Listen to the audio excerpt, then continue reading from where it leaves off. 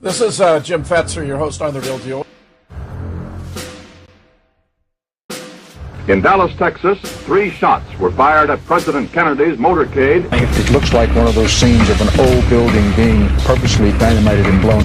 When we are successful, I'm just a patsy, and we will be. We're ready to come to the microphone, so we'll listen up.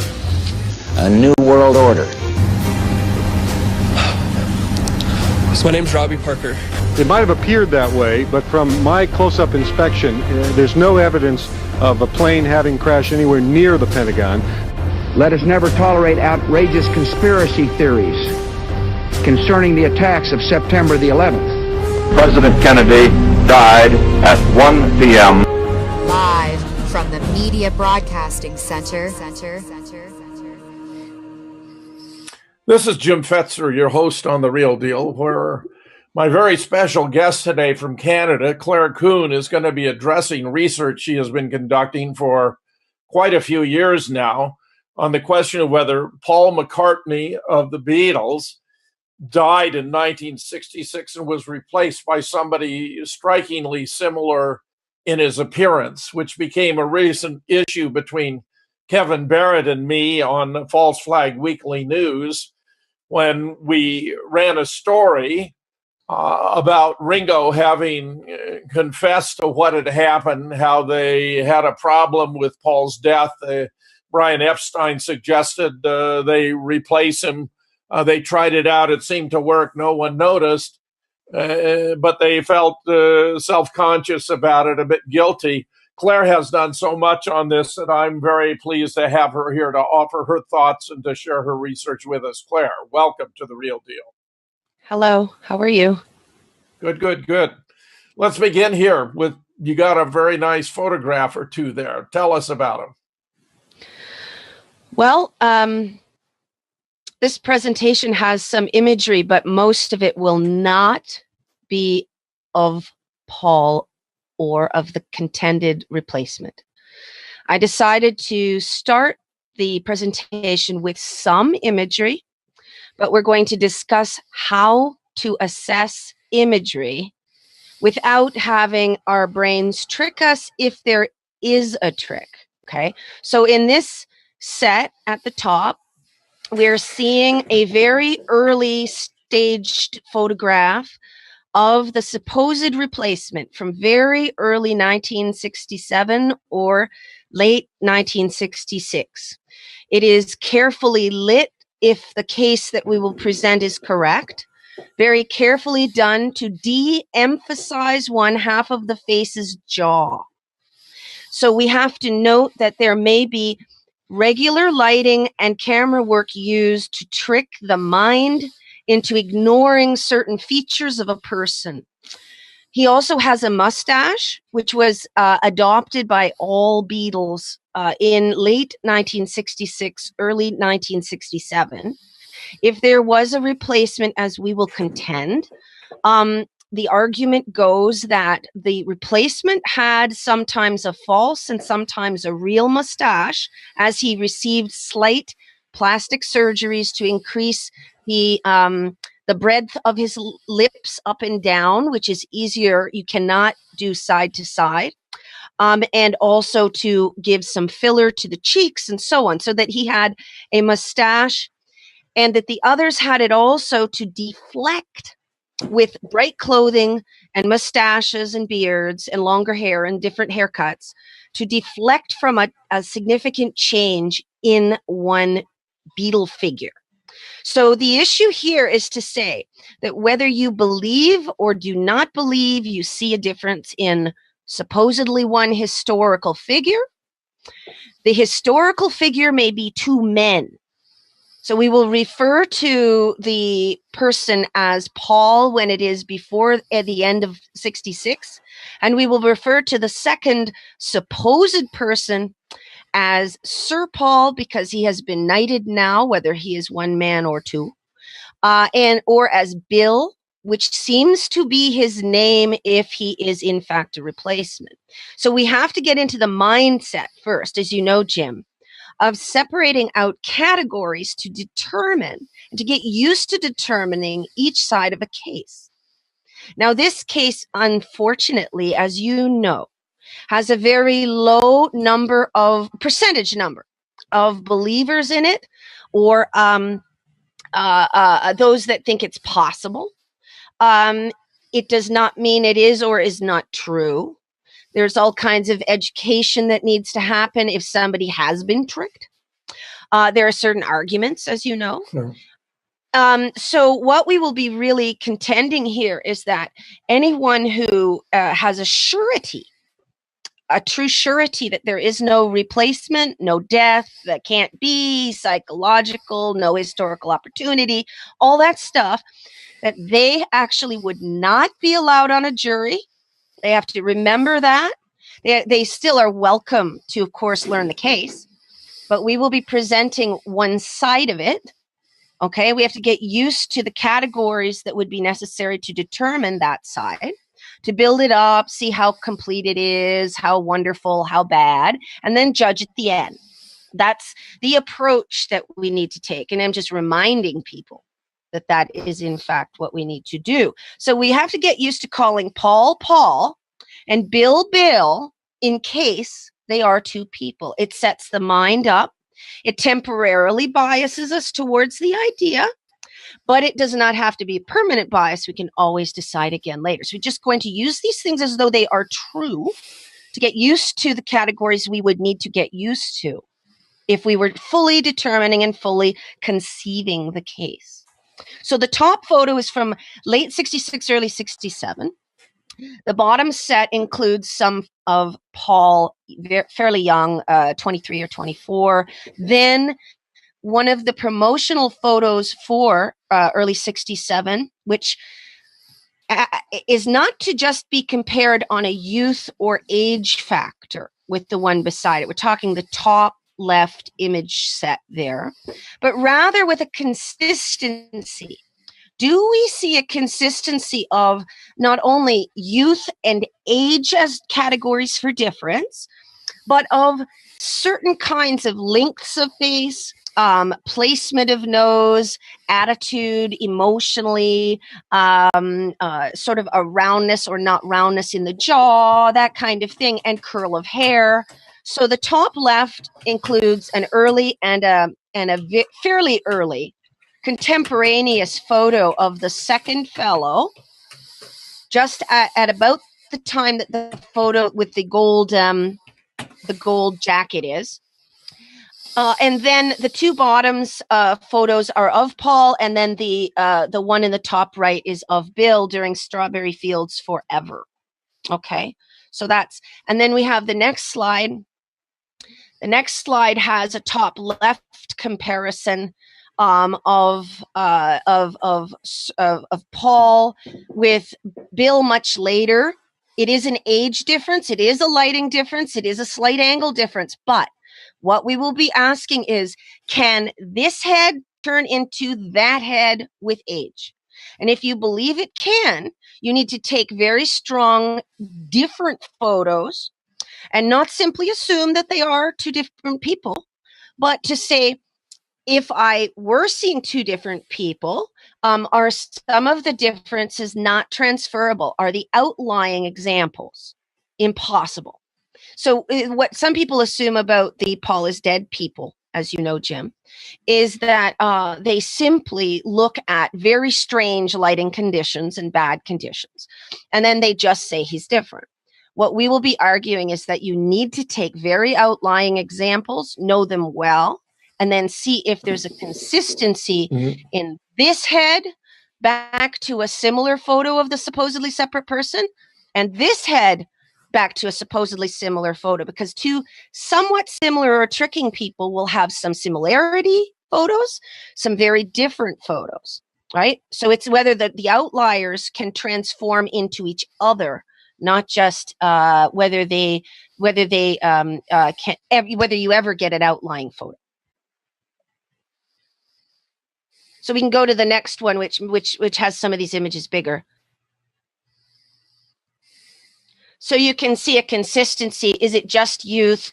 Is it also a tendency of people say a longer jaw for the second guy, but it isn't only that. It's the triangle from here, the apple of the cheek, to the general length and angle to the outer chin. So that's actually a plane. When you do sculpture, that's a plane. Okay.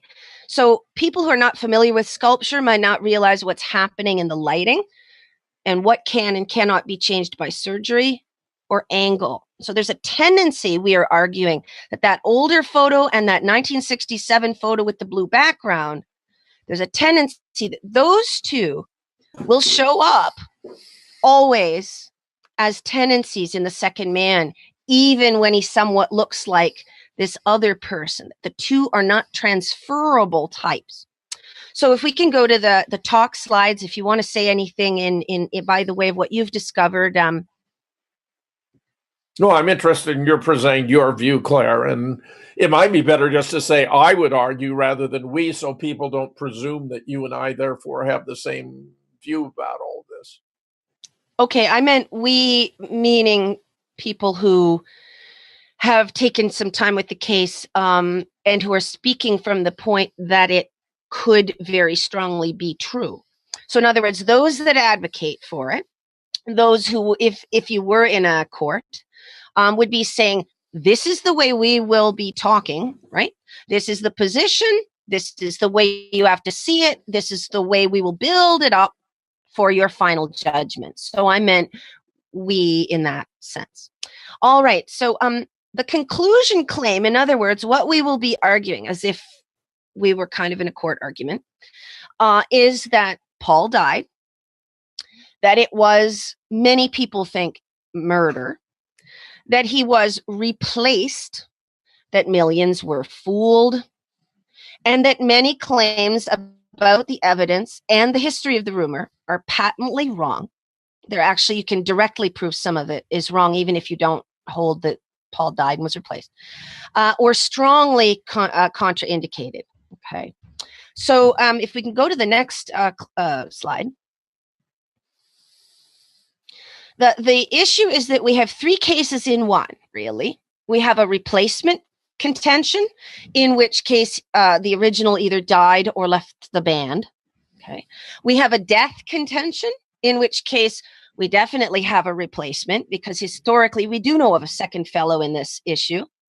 And the death is either natural or unnatural if it occurred. Okay. We cannot trust any of our perceptions of whether something is impossible. We cannot trust any of our perceptions during the case that we see it or we don't. If we tend not to see it, we may be being tricked. If we definitely see it suddenly, we might bounce off and say, my gosh, I'm going crazy. So we have to be careful to let all of the positives work on us, and to come to know the case intellectually as well as perceptually, right? I mean, that's what we're going to contend. The next slide, please. So basically, as we talk about this Paul dying and whether it was murder, that contention comes from certain amounts of evidence, but also reasoning about the evidence. That he was replaced means millions were fooled. However, if we go to the next slide. Thank you, Chance. We have to remember that when we say that millions could not be fooled, we are talking about something that sounds anti-common sense. But of course, there are many ways in which people are fooled. They can see a difference and misattribute it. They can say it's just age, lighting, camera, right? So they actually do see differences. They can hear differences and say it's a style change, it's a wish change, so on. They can ignore differences. They can be fooled by lighting, camera, and so on. So there are actual tricks being done on them, but some of it is their mind. And when we come to biography, history, people have a very low knowledge usually of the salient issues, if this were true, the kinds of things that begin to show up. And also when we talk about biography, people often in biographies put down the idea, but say, my gosh, though Paul is dead is wrong, he must have had a lobotomy to write some of that later music. Though Paul is dead is wrong, yes, there was a major style change. Though Paul is dead is wrong, and they go through all of the sorts of general impressions you would notice if there was a change, and discount each one and add no detail. So we will be counting each one for the storyline and adding detail. Okay, the next slide. So when we have fooling, this is just a summary slide. We have direct perception, which in a way does not count here until we're done if you hate the idea. We have expectations that something will be true. We have grown men crying at concerts for Bill, which is fine. We're not saying you have to hate his music if he's double. We have not knowing how to tell, because people often say, oh, it's just camera and lighting, when that, upon close inspection, would not be so. We have intellectual knowledge. We have glossing over potential problems or taking time to really sort them out, which we're going to try to do. Next slide. This is a summary of how most would not be allowed on a jury. Okay, this case posits a trick. It's a trick in your mind if it's so, and it's a trick done to you. So there are aspects external and internal, if you know what I mean, Jim, right? I just wanted to have, you have any input? So well, it's not just me talking. Well, I want you to have the opportunity to lay out your case, Claire, as to how you see it. And okay, you know, I'm curious why you presume a jury standard. I mean, I would assume a scientific standard rather than a jury standard, because with jurors, there are certain issues that arise about admissibility of evidence that don't necessarily enter into scientific inquiries as such. But that you are adopting that as your framework is a perfectly valid approach if you want to determine what would be legally admissible and that might therefore be something that could be presented to a jury. I'm more focusing on the attitude that the people listening need to take. Well, you can call it a scientific attitude, but a lot of people would not see that emotionally as a patience, as an emotional positivity, because we have to remember that this whole case, or any case, is a side. So I'm trying to get them to remember what they may have learned from crime or investigation of ideas. A court case is an investigation of an idea scientific-mindedly. Okay, the jury is allowed to think for themselves. They don't have to all be experts. They can learn from the case. They must be shocked, but also change sides. They hear objections on both sides. They still have to continue to the end. So I'm trying to remind people who may have had decades of conditioning, decades of prejudice, and not think. A lot of people think that if they just don't see it or whatever, that is direct perception and accurate and self-evident. And what I'm saying is that things that have gone on in the mind for years actually condition you not to notice or not to categorize something in a totally new way. So a jury would be reminded that as they listen, and they would go in hopefully open to the idea, as they listen, they may have to completely recategorize. They have to learn all the new ways of thinking about it. They have to build it up till it might be so, and see how far that idea works. Okay, so you know, that's my focus here, is that we have a prejudice very often, even directly when we see and hear, our brain filters. Then we sometimes apply wrong intellectual categories. We say that, for instance, you know, Jim, have you lost weight? No, I had a nose job. Okay, well, that happens. Or, gosh, Jim, just for a second, you didn't look like yourself. I'm sure it's fine. Most of the time, that's just fine in life. But if there's a double, that's exactly what you actually would be moved by. So we have to take it on and say, is there a huge circumstantial case, you know, and move on. Okay, so can we go to the next slide? This is so that if you want to pause through some of the text, you can. A trick is not only done to you, your mind does it to yourself. So we need to be very careful. Next slide. Now, there are direct common errors about this case. A lot of people know of the so-called art clues. They do not always know accurate information about them. They tend to know only one or two. Usually they think up an immediate answer and it's gone. But the rumor actually did not start in the US. It did not start in the famous period of 1969-70.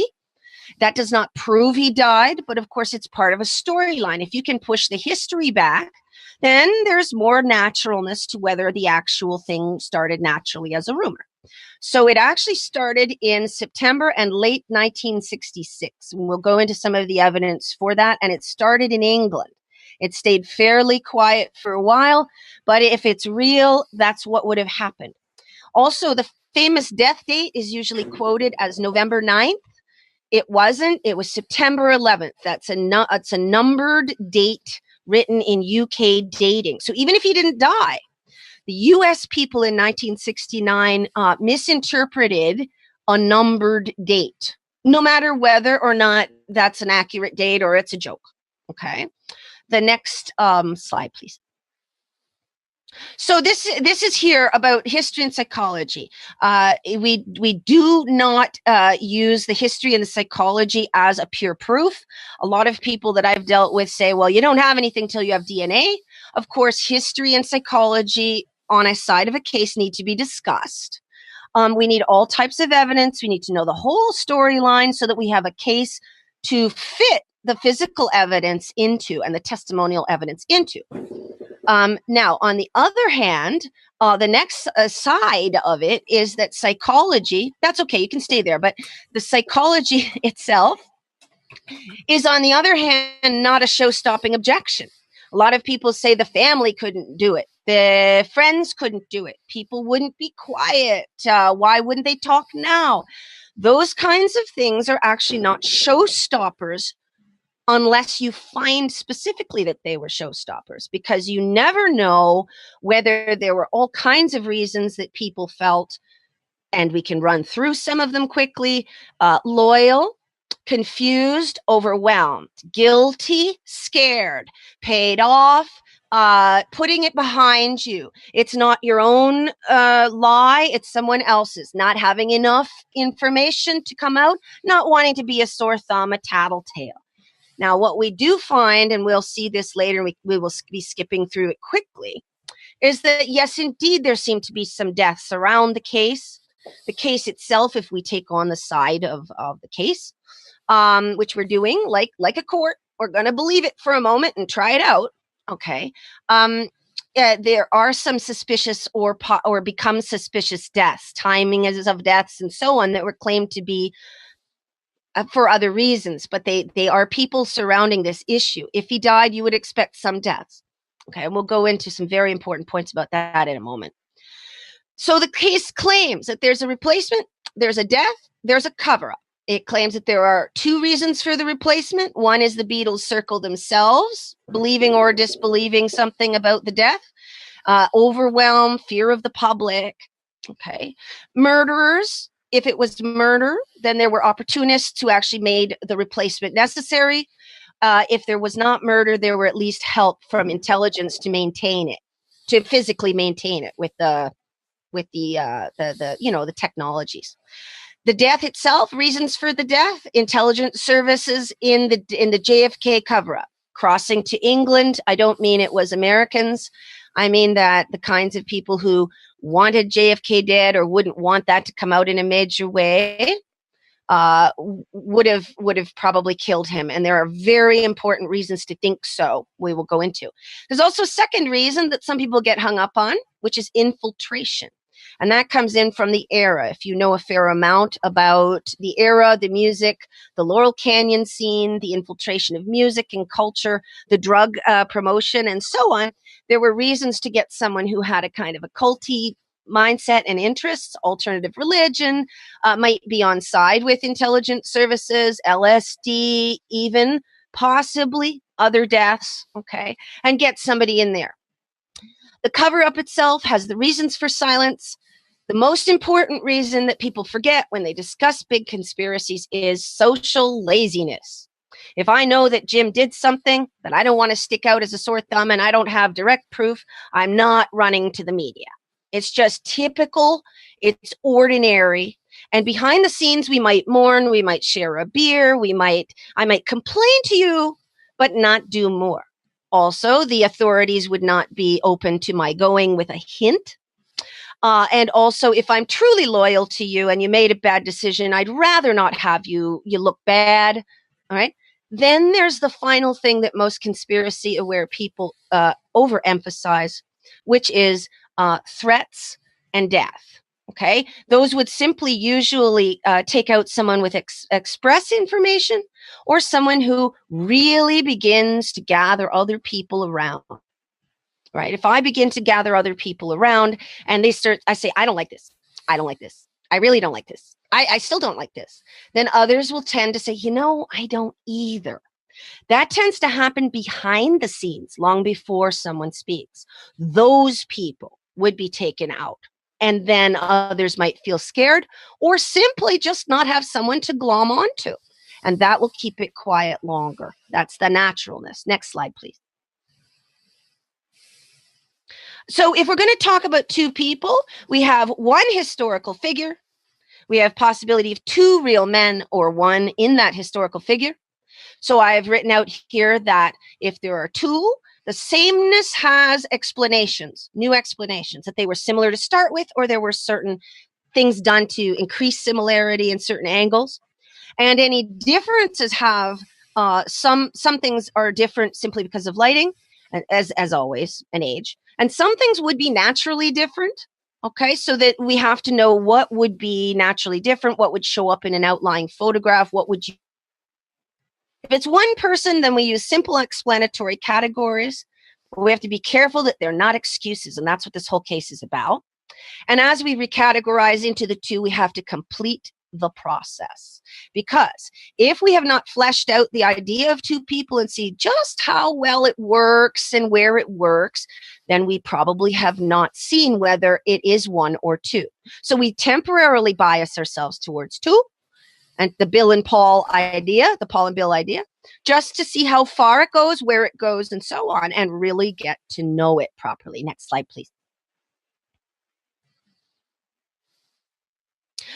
So psychological objections, as I said, unless there's someone is physically incapable of lying, or there is a set of authorities to tell safely, including a public that wants to know, a psychology of whether people would tell is moot. It's as a starting point for objections, unless you come up against something like that. The real question is whether it was done. If it was done, then specific psychology doesn't have to be known, because there are many ways, as I've covered some of them that already, that people can find themselves making excuses and feeling differently and mourning in private and seeing themselves as loyal and being afraid. Okay. So we can determine some likely psychology issues, but it's not necessary to continue with the case. And people get upset by that quite often. They want this to be a showstopper argument, and it isn't to start with. Next slide, please. As we try out the new idea, we do have to be careful. I'm fully aware of that. I'm also fully aware of how bizarre this sounds. I'm fully aware of all of that side of it. We do have to be positive. That doesn't mean we have to force positive feelings, but it does mean, like a jury. That's why I was emphasizing jury, Jim. Like a jury, we need to actually let any positive feelings come. If we begin to see a difference and say, gosh, he really looks different there, we have to not quickly say, I might be going crazy, or that has to be age, or it has to be drugs, or he suddenly had a growth spurt, okay, or lighting or camera. We have to stick with those positive feelings enough to say, that did move me. I'm going to continue. Or with the art clues or other psychological considerations, say, that is rather striking. That does put that differently. I'm going to continue, instead of, well, that isn't proof because it's not my seeing it directly and it's not DNA. You have to continue positively and judge at the end. Next slide, please. So the notion that Paul died started with a rumor. And the rumor, as I said, did not start when it got famous. There's a lot of misinformation and disinformation about that.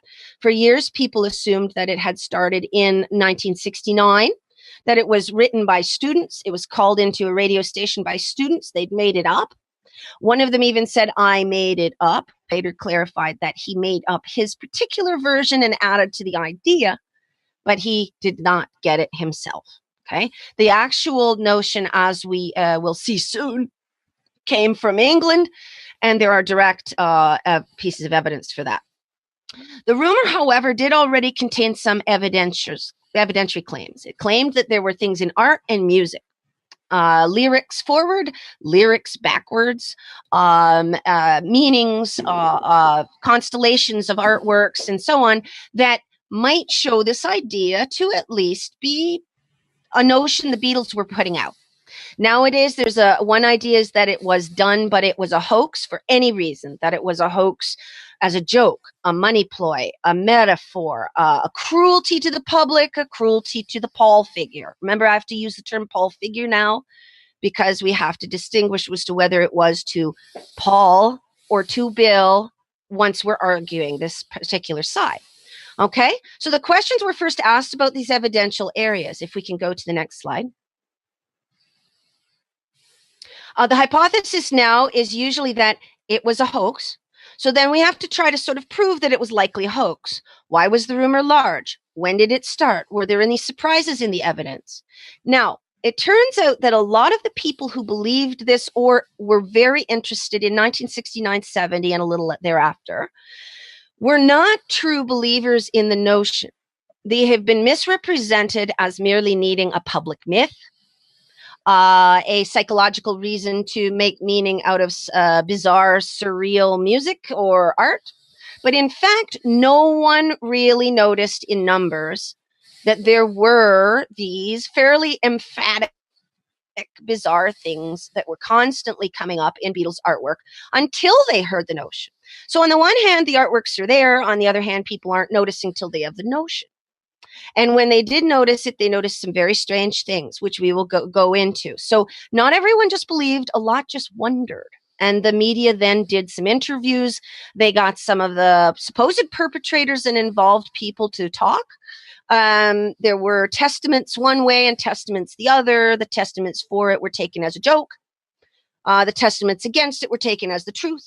So there is testimony, which you would expect, but you would have to see it one way for our side and one way for the other side. And this side, as we will note, actually finds some very important details in those testimonies that almost no one notices when they're in the other side. So one way to judge the validity of a case is how much texture and detail it notices in evidence. The next slide, please. No. Is there any other evidence than those art clues? Yes, now we do know more. We know more biographically about the Beatles. We know more about their artworks. We know, and also it's more comparable on the internet. Okay. The internet has allowed this idea to spread, but unlike some ideas, which are bizarre, they don't spread very far because the support for them is rather thin and so on. This idea actually spread rather quickly. Within 5 to 10 years, there were more leaks and so on. So we can blame the internet as being a silly place, or we can see that with more comparisons and more material known, a true case would also receive more attention. There are testaments. As I said, you just simply have to determine which way you're going to interpret them. There are documents. There's history for the rumor known now more widely. There's history for the Beatles known more widely. History for the era and conspiracies around that era, if you wish to know about the Laurel Canyon, the JFK, and so on. We know more about that. The LSD, MK Ultra, those questions are more known now. And these things all start pointing away from the hoax idea. That does not mean you have proved it exactly, but it's important for the general proof. Next slide, please. Whether we have an odd or regular case, we always, of course, have to ask what's natural, what's commonsensical. We need to do that for the evidence and for the general ideas. So if we have a storyline, the storyline has to sort of make sense. And as we deal with evidence, it has to fit the actual items more accurately. And we have to know both sides. That's why I emphasize jury. We have to know both sides of this case. Otherwise, we have not done our due diligence. Next slide. Next slide, please. Thanks, Chance. Is there any other evidence Yes, actually, the images and sounds historically have mostly been lost in the discussion. There are famous clues and there are less famous clues that were known at the time of the big brouhaha in the USA in 1969. So the simplicity of the art clues, the basic simplicity to find them and how they're emphasized, is usually not emphasized in articles against the idea. Okay. Also, the complexity comes from the psychological needs they represent. If they are true, they show grief, grisliness, detail, forensic issues, loneliness, guilt, and so on, that you wouldn't expect from a joke, which might more reasonably switch between different methods of death, be kind of silly, and so on. So the real complexity with the clues is that they recombine and recombine and recombine. That's where most of the complexity is, except for a few clues. And all of these reasons start pointing away from the hoax idea. Next slide, please. Claire, this is all quite fascinating, but you haven't shown us any of the evidence, any of the clues, any of the things you're talking about. So you're talking about things you're going to be showing us, but you're not showing them in order for us to know what you're talking about. I think that's and you want to take advantage of the time because, you know, that you have a lot to cover and not a lot of time to do it. Yeah, a lot of these slides will go by fairly quickly, but it's actually, you've raised a very important point, which is that one of the actual accusations against this case is that it should be easy, obvious, require very little talk. You see it, you get it, you read a few things, you get it. And that is not true for the open-minded but perceptually long, deeply ingrained counter belief. So what I'm doing is for those who want to say somebody lost a bit of baby fat and the idea of a massive cover-up from the Beatles and that they wouldn't have the idea is silly, is that actually there's all kinds of reasons to do a proper categorization to see the case. So what most people do when they start this case is they show tons of stuff.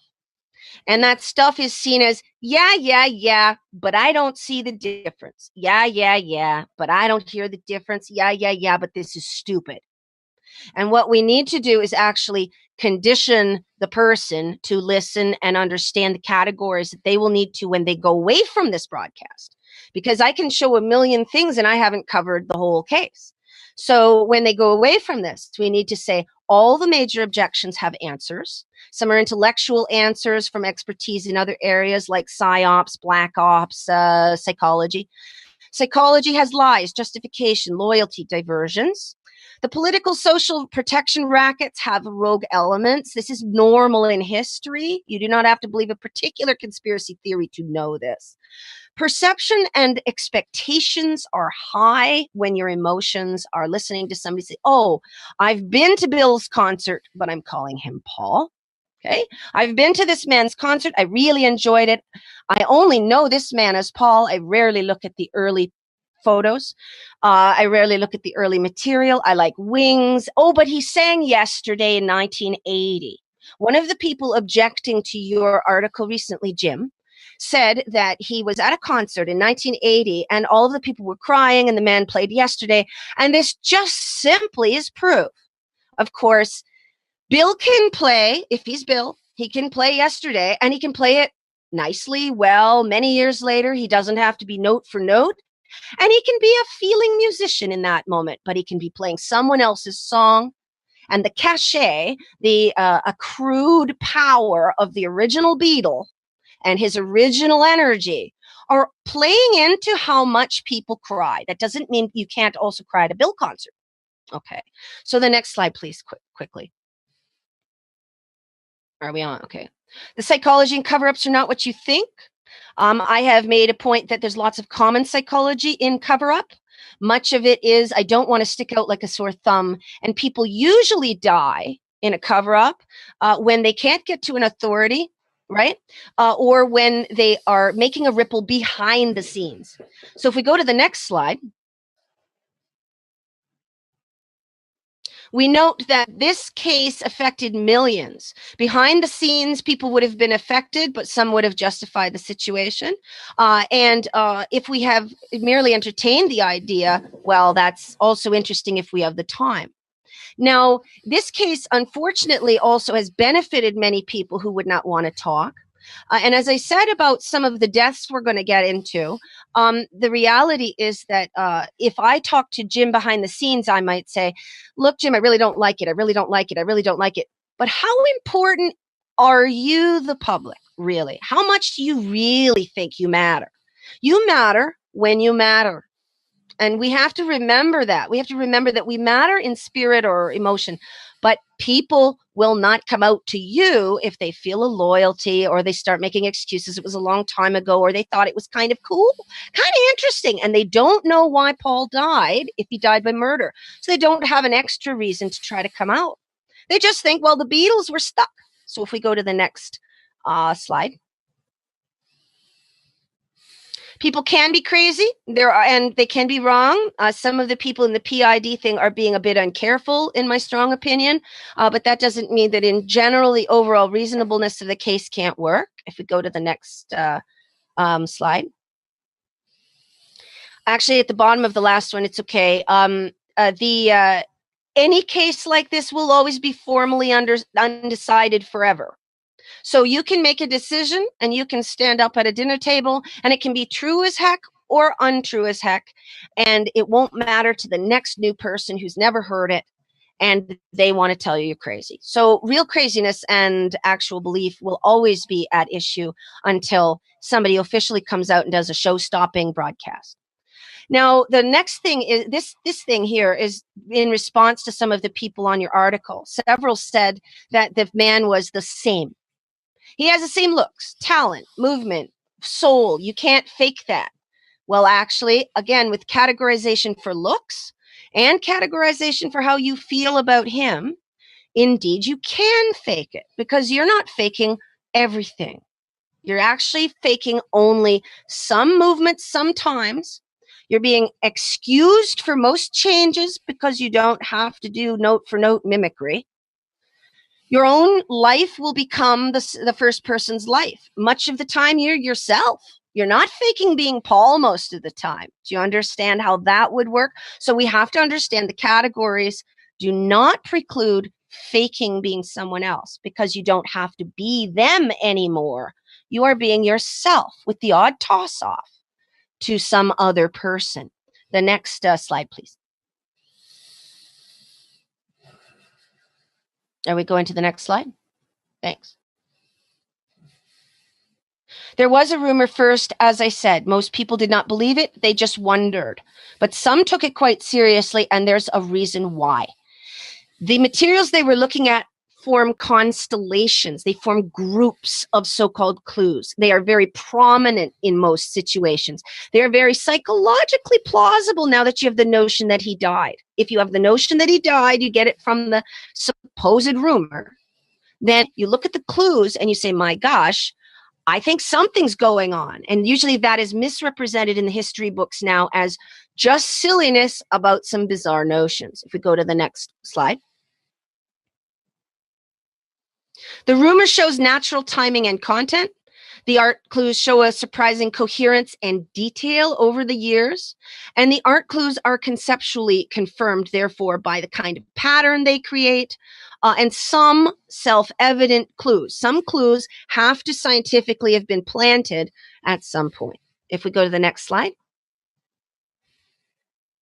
The art clues often do reveal a mindset and specific memories. We have to understand that art actually does do that quite often. We've got to get out of the idea of 1930s that art means whatever it means, whenever it means it. Actually, it's very uncommon. Okay, art very often can be interpreted. We just simply have to know the context. So we have this notion, and we're seeing whether that is a good context for some of this artistic material. Most of the clues are not hard. Actually, they're quite detailed. They do exist as to something. The Beatles were doing something, and we'll see several reasons why. So the idea that there was nothing to it at all are silly. If we go to the next slide. The forensic issues, of course, forensics are never conclusive if you don't want them to be. Okay. Actual evidence seems to be self-evident sometimes and less self-evident. But if we want to say that that we need DNA and fingerprints or voice prints, we could do voice prints without getting special permission. Okay, that's the one. This is the one case among all the conspiracy cases where we can actually do more physical tests ourselves, the way that you did with Costello on the Zapruder film. There is extant material that could be physically tested other than body tissue that we do not have. People who ask for DNA or fingerprints are, of course, asking for something that would have to have a chain of custody. And it would also have not to have any cover-up attached to that DNA. It would have to have a control, as you mentioned in the broadcast with Larson. It would have to have a control with known McCartney family members, right?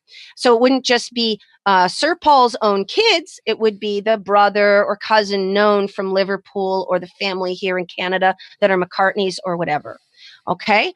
So what we have to realize in that last point is that ears, hands, eyes, feet, face, shape, proportions, body language, attitudes, historical opportunity, and so on. These actually are forensic considerations, which if they all tend towards there being a double or strongly tend, you begin to see it, then he is a double. There's reasonable to know that yourself. We are not trying to get a DNA case to know it in that way.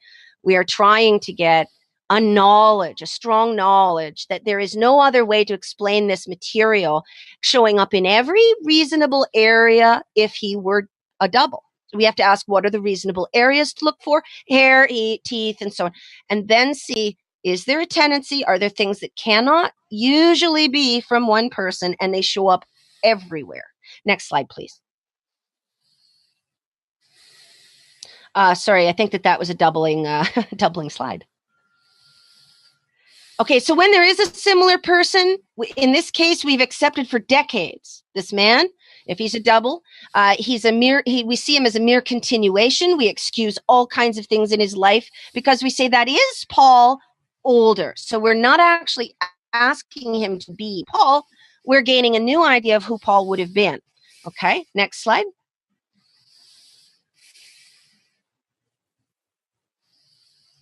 How is it? It's easy to fool people up to a certain point, and it's easy to accomplish a killing up to a certain point. But of course, it's not willy-nilly. It's not all fake all the time. There are people now claiming that all kinds of stars and all kinds of politicians and all kinds of Beatles were replaced willy-nilly. But that is not only a priori unlikely, it also is directly disprovable if you're open to the disproof. So we're not saying it's completely easy, but there is an easiness to fooling you if you're making excuses for biographical material or body language or not accepting that high tendency or specific kinds of things just would not be there if you weren't a double. Okay, next slide, please. Okay, so we need to change our idea of how things come out. If they come out, they don't necessarily come out with a show-stopping revelation. They tend to come out in small ways. If authorities are not available to talk to, then of course they won't come out in that way. Next slide, please. Why didn't people speak? They did. So we don't have no testimony. We have conflicting testimony. We have excused testimony. We have people saying, for instance, the brother of Paul said, I last saw my brother at his funeral, when he was directly asked not if Paul died, but when he last saw his brother. Okay. A person who wants to say something knows that they will be able to get away with it. If this case is so, and that's how we're considering it, like a jury. Okay. A person who wants to tell the truth and not perjure themselves to themselves can mentally equivocate. They can say, Paul. So Paul is alive. He didn't die, but they know the question was really about whether the original died. Okay. When Mike McGear, he's changed his name from McCartney to McGear. When he was asked, when did you last see your brother? He said, my brother? At his funeral. And immediately the laughter started, and he knew he could get away with it. Okay, so there are ways people can ease their consciences without actually lying. And other times they may lie. So this does not prove Paul died isolated. Everyone expects that each item that you would marshal, whether it's audio, visual, art, or biographical like that, Jim, has to be the proof. And we're not saying that. We're saying you have to know all of this that you would not know on the other side. You'd immediately laugh it away and say that doesn't matter. But of course, it's testimony. So we are reinterpreting testimony from this side. Okay. Most would not have much direct evidence. Most people would only follow a buzz of dissent within the group. There is no real authority to go to. You would be laughed at with most police departments, or there would be a cover-up. We're arguing. And you, the public, are the real authority. You are the one that might guilt trip the people and say you were a conspirator, an accessory conspirator, or a plotting conspirator. And people do not tend to want to look bad. Next slide. Is this the next slide? Okay. Yes, so we need a reason to lie. We need a historical opportunity and ability. We need a reason for the death if it's unnatural. We need people to recognize that there would be a cover-up. You wouldn't have much proof yourself. Next slide.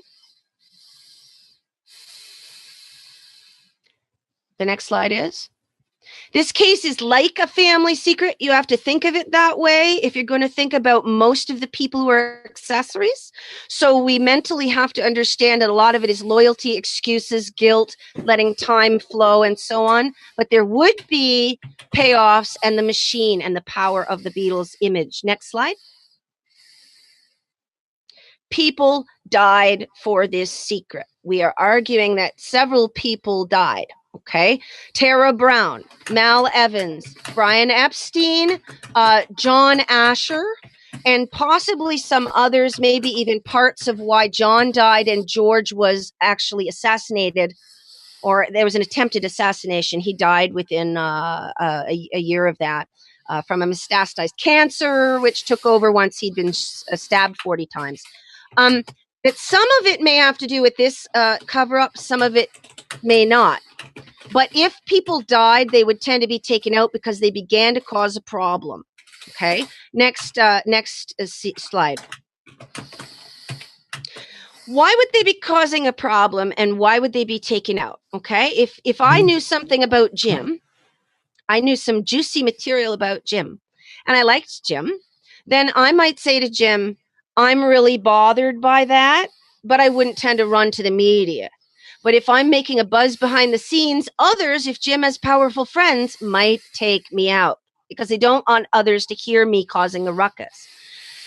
What would the cover-up be for on the Beatles circle level? They would tend to be overwhelmed, afraid that a new 4 or a Fab 3 wouldn't work.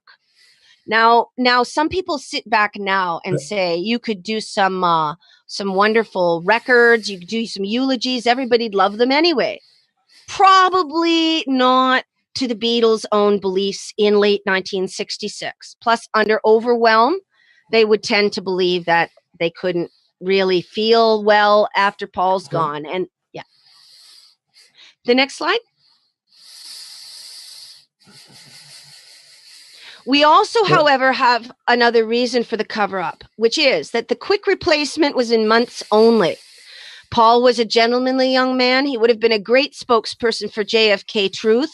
He began to become very good friends with Mark Lane. You know Mark Lane very well. He wrote a book in 1966, which came out in August, right before the putative death of Paul. Paul got a manuscript copy of it. He was convinced that JFK had not been killed by Oswald. He wanted to help with the movie that would come out the next year, write the score. He said, I want to have done something other than be a Beatle. And if anyone knew of his growing collaboration with Mark Lane, they would recognize that Sir Paul would be a great, intelligent, calm spokesperson for this idea. Even if he rarely talked, he would make it seem normal to be going to the movie and reading the book. And as you know, that sort of thing from a Beatle would not be tolerated among intelligence services worldwide.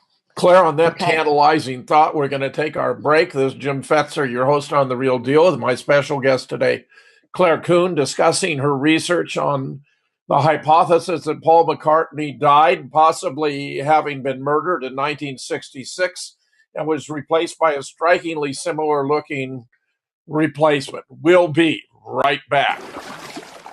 Hi, I'm Josh Steffler from Freedom Free for All Television, and with the media going completely corporately controlled in this day and age, we couldn't put shows on like this without the help of our independent media partners, MBC, Media Broadcasting Center. So if you...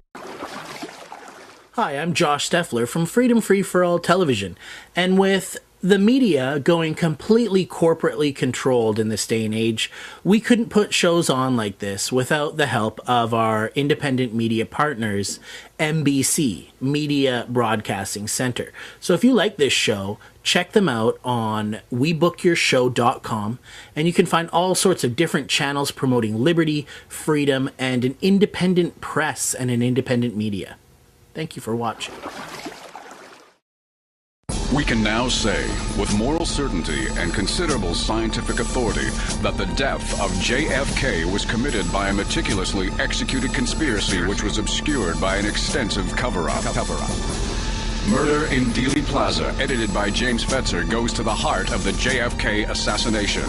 You'll read new and up-to-date information regarding the Secret Service, the Lincoln limousine, the medical evidence, the cover-up, altering the film, framing the patsy, and the silent historians.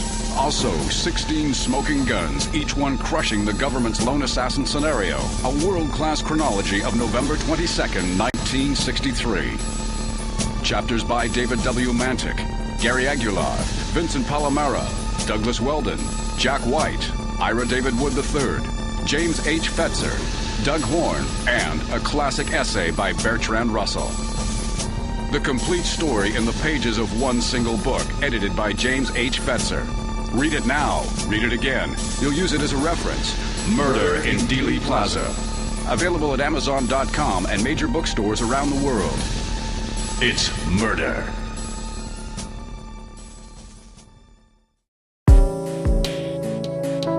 Less than 3% of you people read books, because less than 15% of you read newspapers. Right now, there is an entire generation that never knew anything that didn't come out of this tube. This tube can make or break presidents, popes, prime ministers. Television is not the truth. Television is a circus, a carnival, a traveling troupe of acrobats, storytellers, dancers, singers, jugglers, sideshow freaks, lion tamers, and football players. We deal in illusions, man. None of it is true. But you people sit there day after day, night after night, all ages, colors, creeds.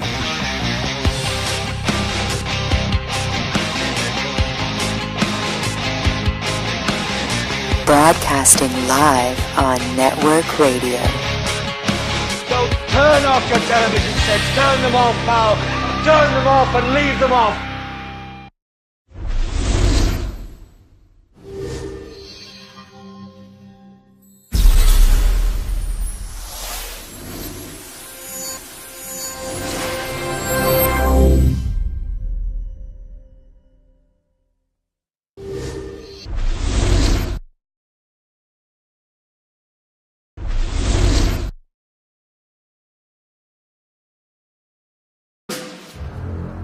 This is Jim Fetzer, your host on The Real Deal. In Dallas, Texas, 3 shots were fired at President Kennedy's motorcade. It looks like one of those scenes of an old building being purposely dynamited and blown. When we are successful, I'm just a patsy. and we will be. We're ready to come to the microphone, so we'll listen up. A new world order.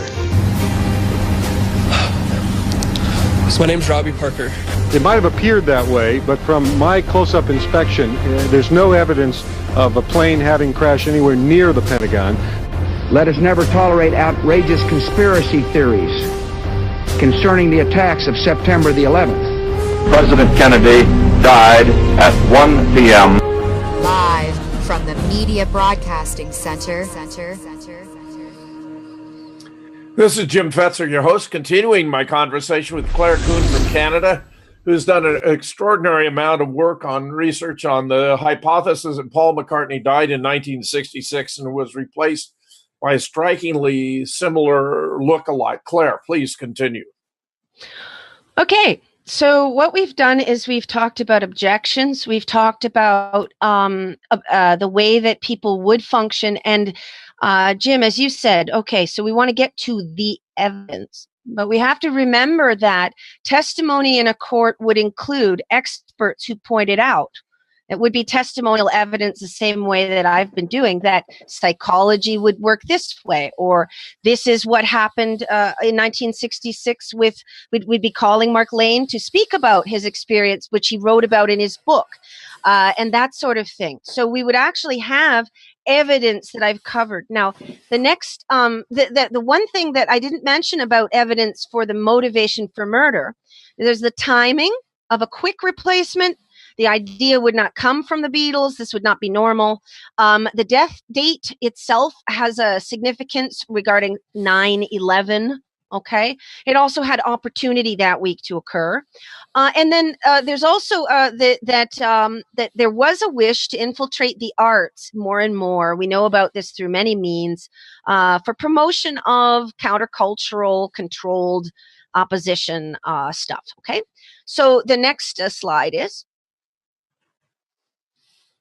The forensics categories we're going to be dealing with, very importantly, we will be dealing with the fact that if we expect DNA and fingerprints to be the only kinds of evidence that we can marshal, then we are actually claiming that everything we see and hear is wrong, but we will believe a tissue test. And of course, that is a very abstract thing. We actually have material that is less abstract. We will be going over some of that. The other thing is that some things can and cannot be changed by plastic surgery. They would show up in those outlying examples of photos I talked about. And the forensic questions must be heard in full. A lot of PID people tend to put up a photo, make a comment, and a PIA, Paul is a live person, tends to say, that might be not a problem. So we have to understand all arguments in full. Next slide.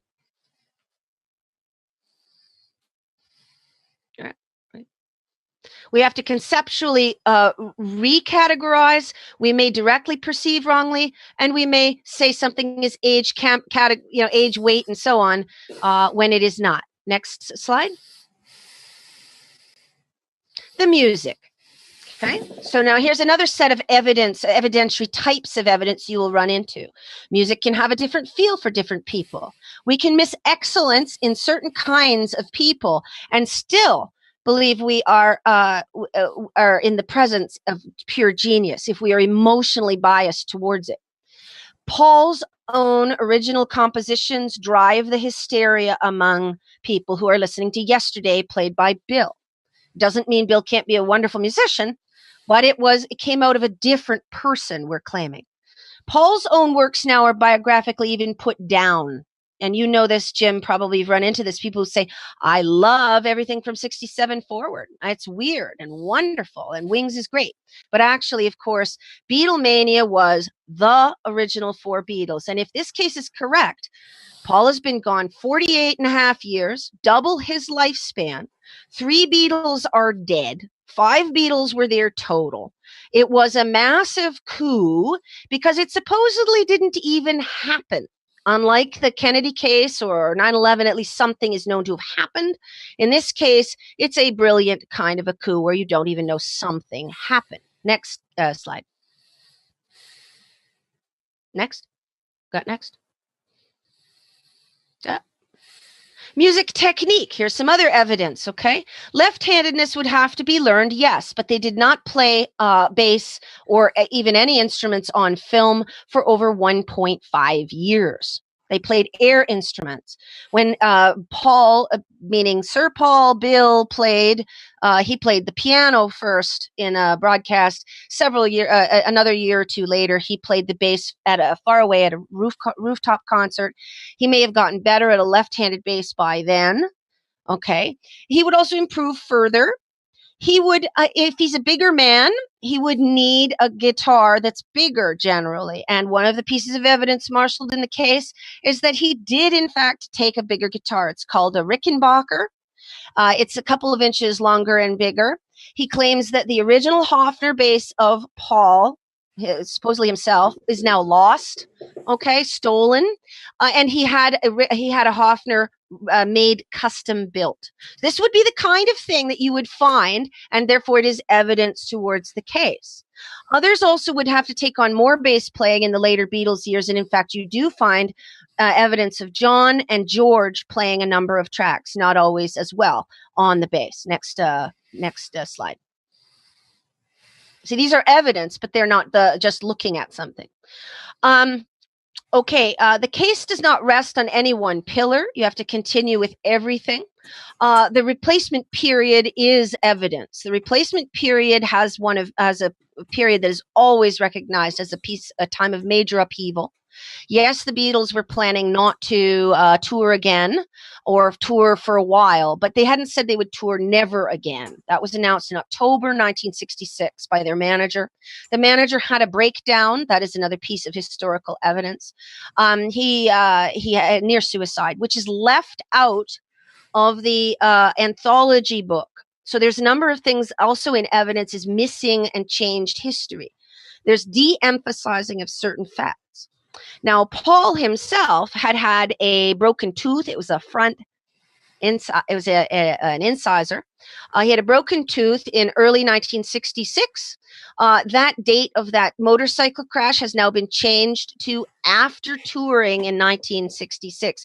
So there seems to be a conflation of a real accident known about and a supposedly unreal death accident at the time.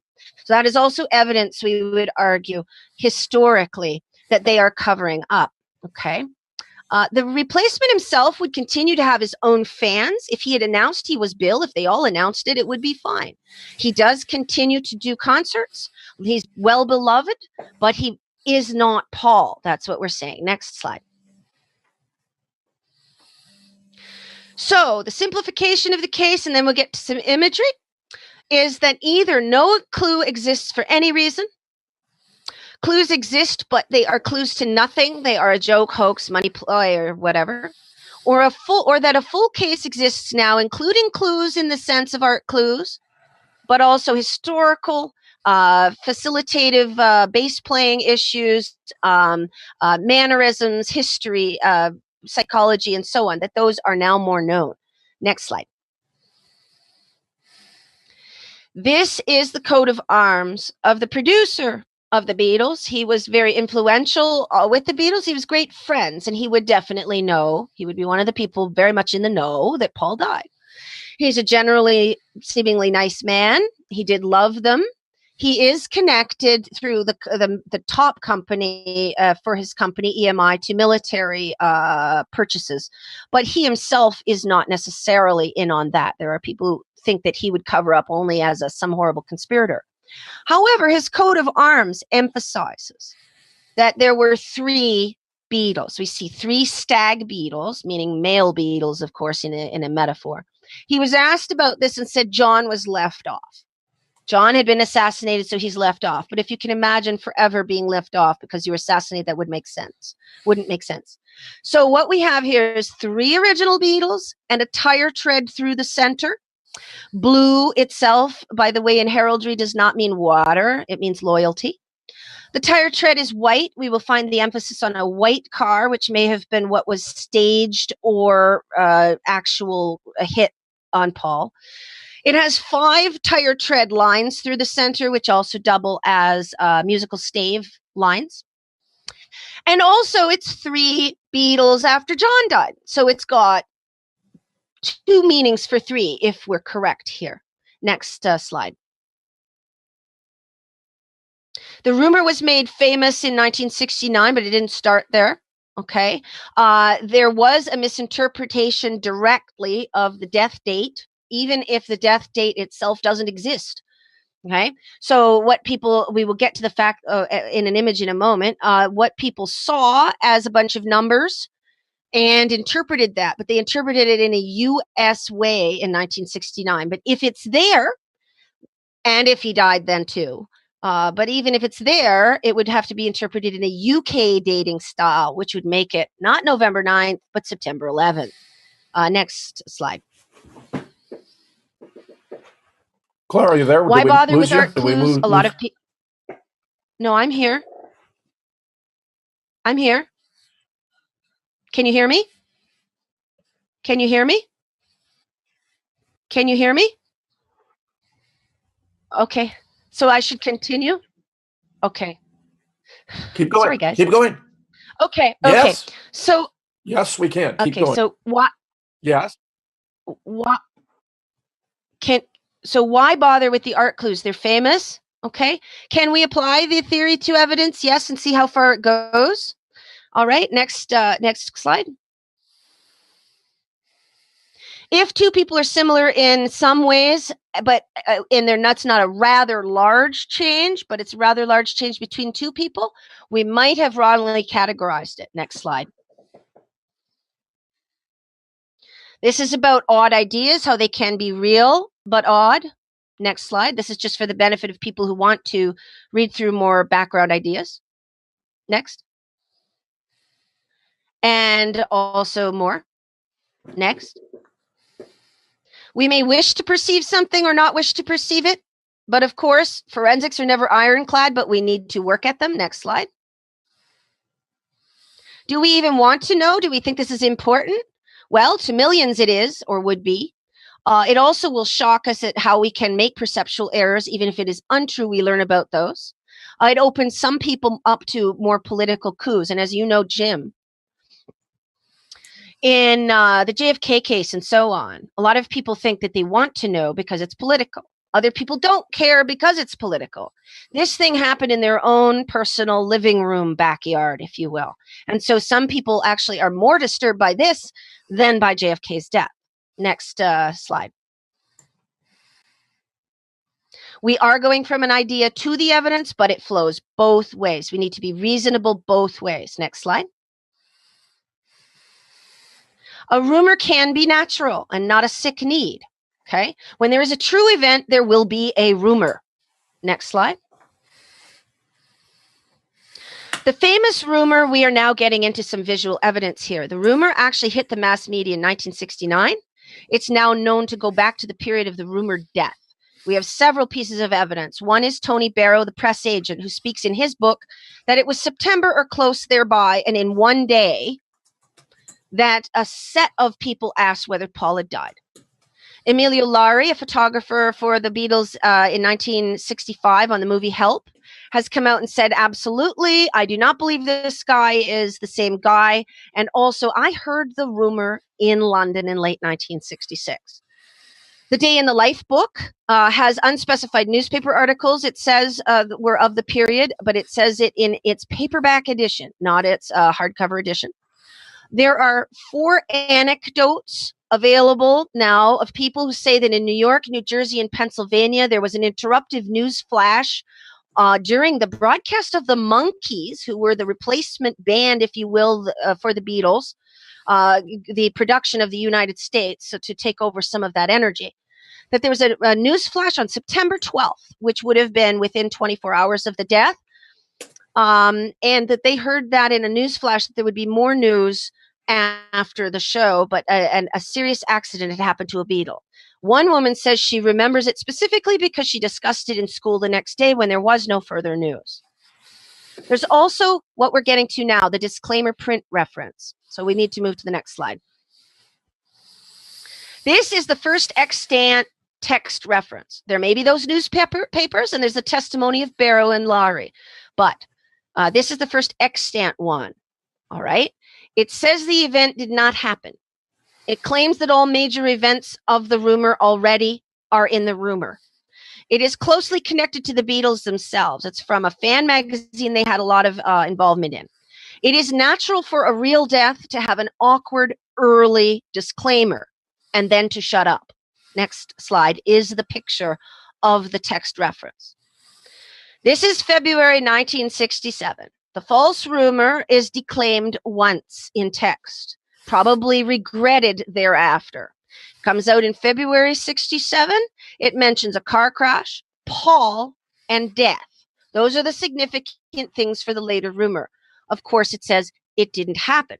It also claims a wrong date for the start of the rumor and for the supposed death, which would try to deflect people who heard the rumor in the future.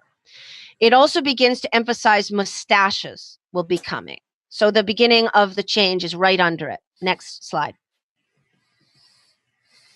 This is the source for the text. Next slide. The death date itself has inaccuracies too, I mentioned.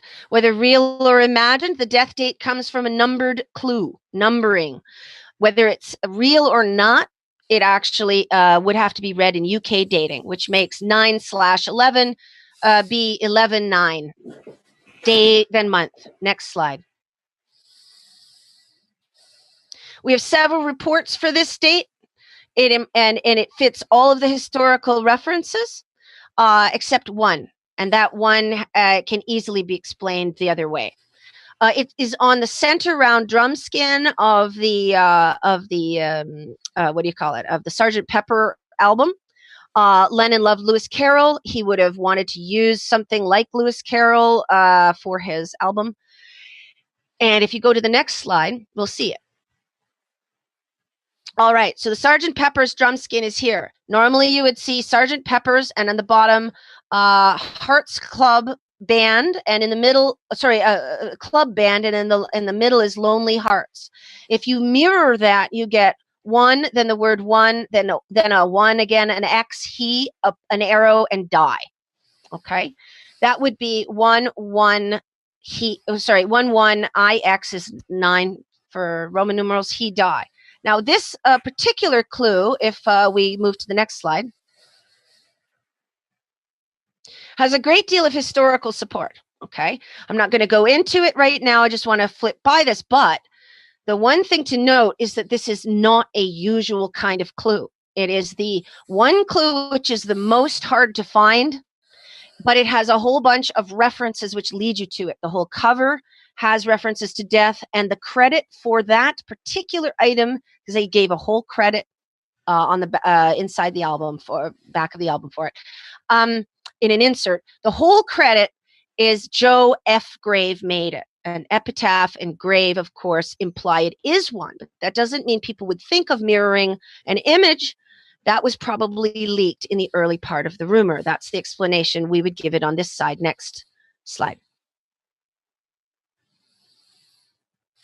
Again, this is 3 cases in one, but if there's a replacement, there doesn't have to be a death, but there's a lot of evidence around that. If there's a death, there has to be a replacement, and if there's a death, it does or doesn't have to be murder. Next slide.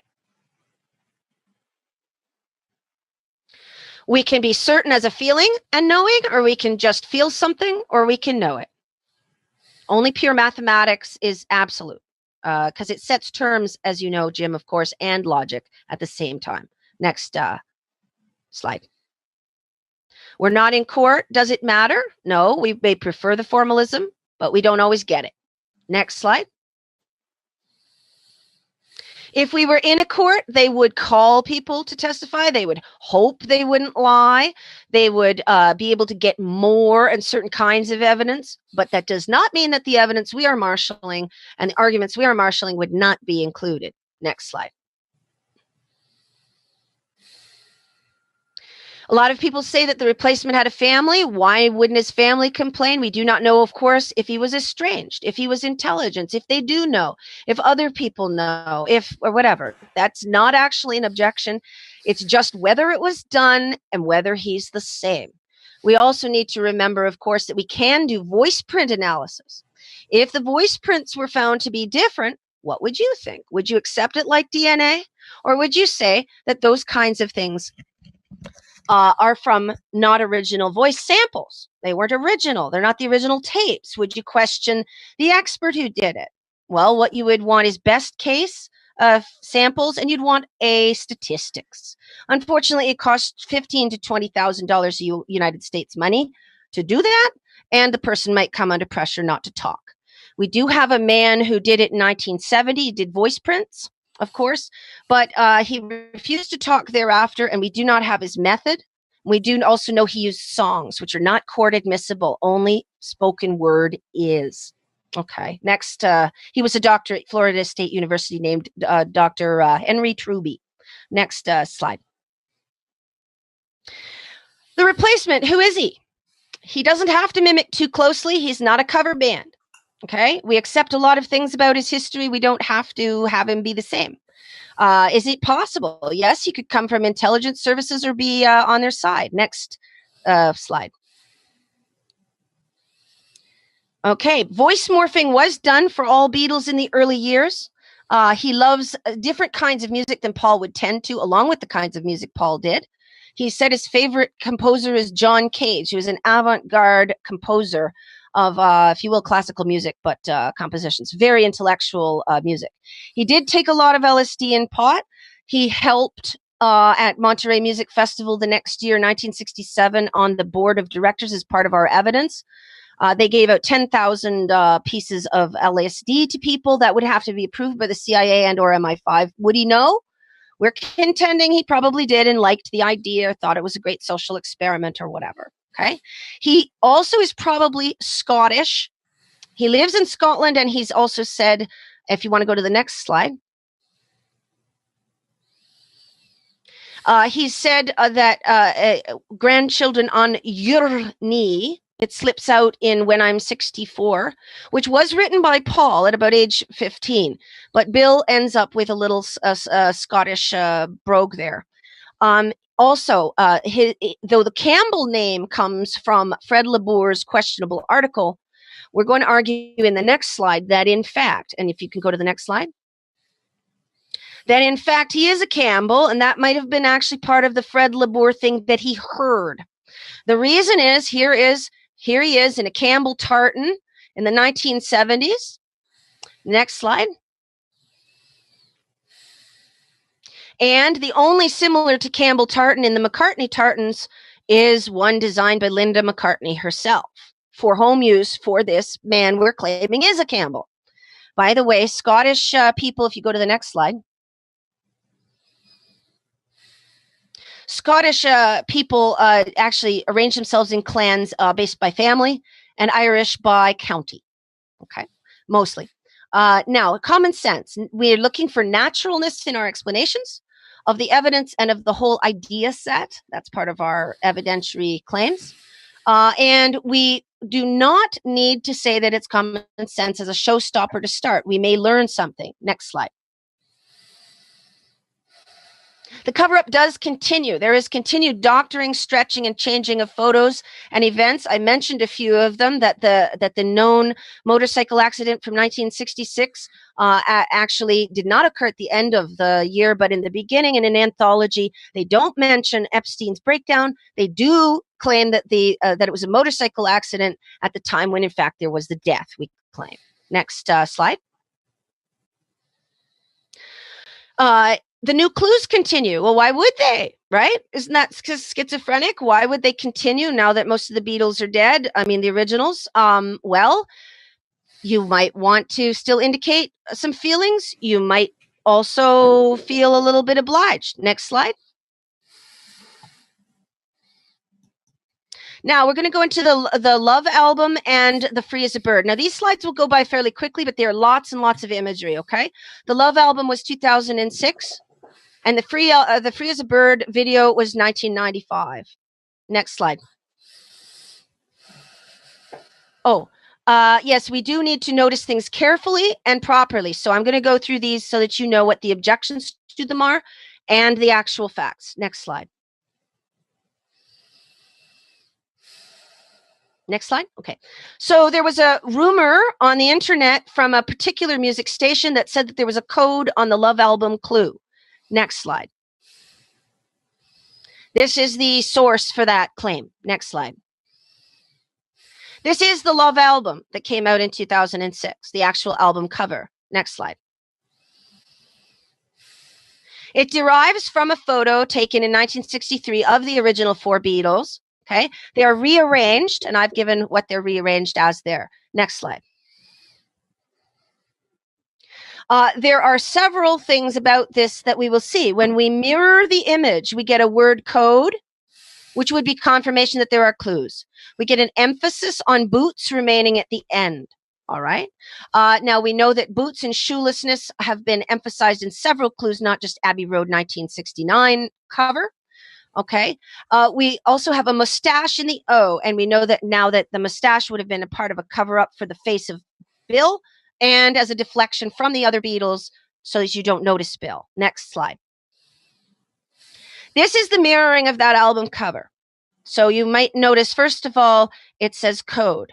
And of course, John also said, here's another clue for your all lyric in Glass Onion. By the way, that was recorded on September 11th, 1968. For September 11th, 1967, the largely eulogistic Magical Mystery Tour film started filming. So we have 2 years where September 11th is actually memorialized in what they were doing. But anyway, code. So there are clues. Next slide. On the left, we have the mirroring boots, emphasizing shoes or feet. And in the middle, turned around, we have a mustache-looking thing with a pyramid over it. If there was infiltration, we don't want to say Illuminati. That gives too broad. But there would be a cultic emphasis, and we know that Bill himself really likes Aleister Crowley, which alternate religion kind of thing. A lot of hierarchical insiders and intelligence agents have that sort of interest. It is fairly rampant in alternative art circles as well. Next slide. The Love album clues themselves are referring partly to this mustache cutout shape. Now, I've given the whole insert. This is a paper insert that was on the Sgt. Pepper album in 1967. That was the first album the Beatles did after the death, according to our side. Okay, so we're going to talk as if our side is right. So they did this album as the first album after the death, and it has all these cutouts, an emphasis to military or intelligence agents, if you will. And here is a close-up of that cutout mustache. And it looks very like, if we go back one slide, can we go back? Well, it looks a little bit like that mustache. Next slide. Yeah. So now we have a code, we have a clue, we have a sound. I'm not going to play it for you right now, but the reprise of the Sgt. Pepper song, the theme song on that album, where they sing Sgt. Pepper's Lonely 3 times backward, ends up saying very clearly a full phrase. It was a fake mustache. It was a fake mustache. It was a fake mustache. Now, next slide. And next. Not all mustaches were fake on the Beatles, but they began to draw fake mustaches on all of them. These are early February 1967 in that same Beatles book that made the text disclaimer that Paul had not died. They began to draw. You notice George Harrison has no mustache on the left and has a mustache in the mirror. Mirroring and doubling begins to be a major theme in the Beatles' works, not only in the clue about the death date, which is in a way hidden, but very clear in context, okay? Also, John Lennon has a mustache that is, if you see a close-up, drawn in little lines. You can really see that it is not real hair, okay? Next slide. The next month, there's a full picture of Paul. Now, this is Paul, okay? It's from, I think, 1965. It is Paul. And what he is he's in a very similar look to Bill, okay? So if he's a different fellow, we have a picture here where a number of things are chosen to be very similar. One is that his hair is parted closer to the middle. Bill began to part his hair closer to the middle right to start, or a straight comb down. And we will see that that is likely because his hair grows in a different whirling direction. But Paul's hair slightly on his left here, but it's sort of combed in the middle. He also has very strong lighting on his nose, which makes it look a little thinner, but it's not as thin as Bill's. He has a weird mustache drawn on and a very big change. They are emphasizing tampered photography, and it is the last time that they did this on the big cover. So they've gone from the others to a big cover of something's different with Paul. Next slide. These are those boots emphasized. We're going to move to the boots. Why are we going through the clues? I try not to go through the clues in general. I try not to go through all the photo tampering. The reason is, the fact is that if it exists, it's very extensive. You have to spend some time with it, and you have to be patient. That's why we spent the first hour going over what you need to remember. So the boots emphasis here, we'll go to the next slide. The first shoelessness did not appear in 1969. It appeared in 1967. It was in the I Am the Walrus movie clip from Magical Mystery Tour in 1967. A film still was printed in the booklet. And on page 13, the unlucky number are bloody shoes. They added blood to the shoes. We will see this. They added red to the shoes. He also is not wearing shoes. If you think that Paul as a figure, now remember it's Bill playing a Paul, but also being himself. We have a song which is about a walrus, which you will later find out is a metaphor for Paul. John wore the walrus suit in the movie, if you know about that, but it's a metaphor for Paul. The reason is there are wonky eyes, there's a mustache,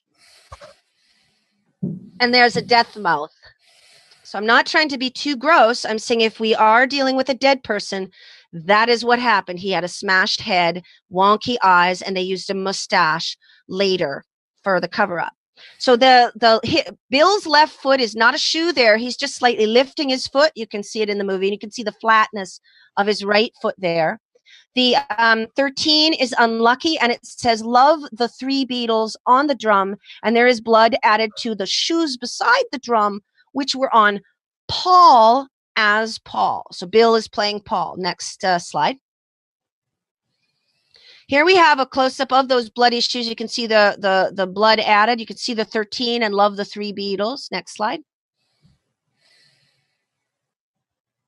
Here is love the three Beatles. You can read it. This is like a finger pointing to the three on the left. And you can see the whole image there again down below. Next slide. Here's an example of the doctoring. This would be raised as an argument. The finger pointing and the three and the shoes are all ignored in the new images of that image. They only give a squiggle. That's the keychain, and also on the mugs. They only show a squiggle. They do not show a three. It's a kind of a simple obfuscation, and yet we will see in a moment all kinds of other new clues. So on the one hand, something that's old and really poignant is dropped, and something else is added, and there's a kind of a confusion. Next slide. The suggestion of three is not something that you would tend to think of if it's all just a joke. Yes, there would be three left, but it would be a very poignant goodbye that they would be saying. They can be as obvious as they want, and if they don't come out with DNA, you can say that they didn't do it. All right? The Very Together compilation album came out with 4 candles, 1 snuffed out, and yet it says Very Together. That's an example of threeness. Also, John wrote 1 and 1 and 1 is 3, come together over me. That song particularly has a lot of references to death and corpse stuff, and also to the flat top or taking off of his head, to a sideboard of a car, and so on. And so this is come together over my grave. That's how we are interpreting it. Okay, that's our evidence. Next slide. How much time do we have left? Oh, about, let's see, 26 minutes, I think. Great. I think we will be able to get through this. Yeah. Because a lot of this is imagery and you can pause it. Okay. But now what about the shoes? Why blood on shoes? Why emphasis on feet? By the way, he also sang in the Come Together Over Me. All right. He also sang about... what's it called? You have feet down below your knees. Now, of course, we all have feet below our knees. But why the emphasis on feet? A lot of people only know the strange emphasis on Abbey Road cover. That was bizarre looking. Now we've taken it back to 1967. We've shown this 13, the Love the Three Beatles, the Together and 1 and 1 and 1 is 3, and so on. You have to know that there are only certain themes that come up, and they come up constantly. So why the Beatles? Why the boots? Well, the Beatles did wear Beatle boots. They were known for. You get a picture of them wearing them. There's a close-up, and there's a drawing John did where the figure is wearing such boots, but they're disheveled. Okay, all right. We also may note that the legs seem dissociated from whatever is in the boot, such as the shoes and the feet, that there may be a dislocation of feet that has been put together again like a Humpty Dumpty. We also may note, if we go to the next slide, that the walrus is Paul is deliberately called another clue. As I said, walrus, why would you have it? A dead body and a mustache imagery. Well, if Paul there, he's wearing the Beatle boots, John draws the Beatle boots. There's shoelessness in 1967. I've shown 2 images of it, and there's 1969. Okay, on the Abbey Road cover. And I've pointed out that the walrus goes to Paul as an image. does not mean that he wore the walrus suit, that Bill as Paul wore the walrus suit in 1967. It's in I Am the Walrus song. Walrus gumboot. A gumboot is a black boot, or a emphasis on boots. Juju eyeballs, strange eyeballs, wonky eyeballs, walrus eyeballs, a flat top, a monkey finger of a corpse, or the monkey's paw myth.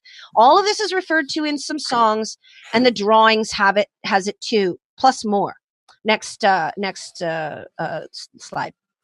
So why boots, shoelessness, blood on footwear? Was there broken ankles? Was there dislocated feet? Were the shoes kicked? Now, if there was no death, there was none of this. But why would we find this so consistently bloody, but fairly rare and emphasized? Okay. Well, is there a car impact? Next slide.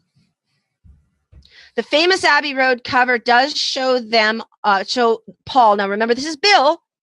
Okay. But he's playing Paul for us instead of being himself. That doesn't mean that he does that all the time. He's not a permanent double. He's a person with his own family. But here he is being Paul, and it's on the side where people would be hit. This is in England, you drive on the other side of the road than North America. Okay. There's also an emphasis on a white car, and it's a beetle image, as though there's something to do with a beetle. There's a license plate that says 281F, which looks like 28IF. Now, Paul himself would have been 27. So that's a silly clue, except that George Harrison there and some of the Beatles were very interested in alternative religion and India. And in India, you date your astrological birth date from when you were conceived, not born. Okay, so we're just talking about, was there a car impact, or was it made to look that way when the Beatles saw it? That does not mean that it was a car impact. You could drop somebody from a building. You could have a gunshot wound, a sledgehammer, and frame the image. Or you could also have a car impact that was arranged to happen. Most people think it was a car crash of two cars, but we do not see that. We, in fact, see in the imagery an impact in front of a car most often. Next slide. Here is John playing dead in front of his own Rolls Royce in 1967. Next slide. Here is George Harrison playing About to be Hit in the eulogistic Magical Mystery Tour. Not that it's only eulogistic, partly eulogistic Magical Mystery Tour film. Blue Jay Way is his song. Blue Jay Way is an area in Laurel Canyon, which has led some people to think that Paul was murdered there. However, the date and the being back in England are confirmable in other ways, and therefore, probably it's just an emphasis on the creepy, cultic, mafiosi elements of Laurel Canyon that have now been exposed through the efforts of Dave McGowan and others over time. Okay, so here is George Harrison playing on the street and about to be hit. Next slide. He fades in from this image, which is an actor playing dead on a slab with no head, bloody neck, and called Magical Mystical Boy, as though there is an alternative religion excuse for this death. Maybe they already suspected it was murder, or Bill's new interest in Aleister Crowley might have influenced this, that Paul is turned into a saint. He's in a kind of a heaven. He can come and visit you. That would be the kind of thing that we would marshal more evidence towards if I had time, and also that you would get other testaments in a court. Okay, next slide. John in 71 or 72, got into the idea of taking stethoscopes to everything to say how it really felt and what the spirit and emotion was. But here he's taking a stethoscope to a street in front of a car. Ignore for the moment that it's a beetle and white. It's just a car. And if a person was found dead in front of a car, his mother is a possibility for that. She was hit by a police car. But now we notice that it's a beetle car, so this may well be a Paul reference, and it's white, which doesn't mean Paul has to have been wearing white, but it might have been actually a white car, even if it wasn't a beetle that was staged or hit him. Next slide. Now, Love in 2006 with that cover with the emphasis on the boots and the mustache. We're not going through this to list a bunch of clues. We're showing that there's a consistency about boots, blood, cars, white cars, Beatle references, and in a moment, young man references, Paul references, and so on. In Love, the show itself, there is a car impact. It's with a white Beatle. Now, the remaining 3 out of 5 Beatles and George Martin had to do with making this show. All right. George Harrison was around for the plans of the show. Actually, I think I got the date of the album confused with the date of the show. But anyway, the show was around when George, I think he was contributing. But anyway, they were involved in planning this. So they would want to still eulogize Paul. You can think of the clues as eulogy rather than clues for you alone. They're eulogistic. So in one sense, they will continue naturally, even without being a hoax. They will continue, but some will be covered up. So on the one hand, you can say that Cirque du Soleil doesn't have to know, but somebody would want this to be in the show. All right, so this is a Beatle from our position. The Beatle white car hits a woman, and it's very dramatic, and she's carried up and off, and I think she's actually hit in the show. But next slide. Next, yeah. Here she is being pulled up, and the people behind her are carrying pieces of that car to make it look like an impact. Very clever. Next slide.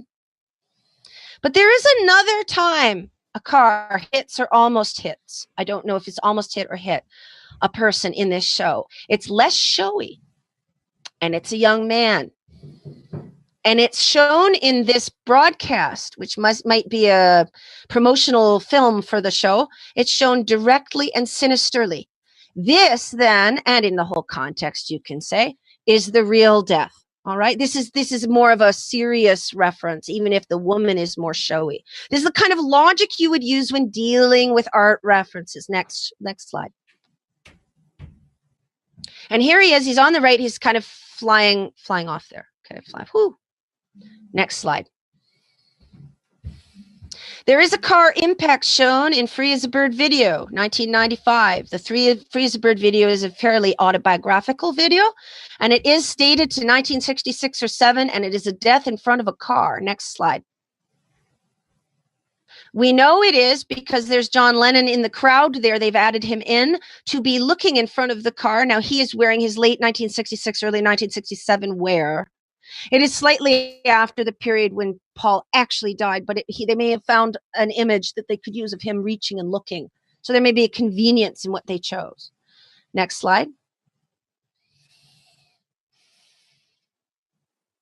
This is Harrison's last album, the All Things Must Pass, and you can see a crushed Beatle.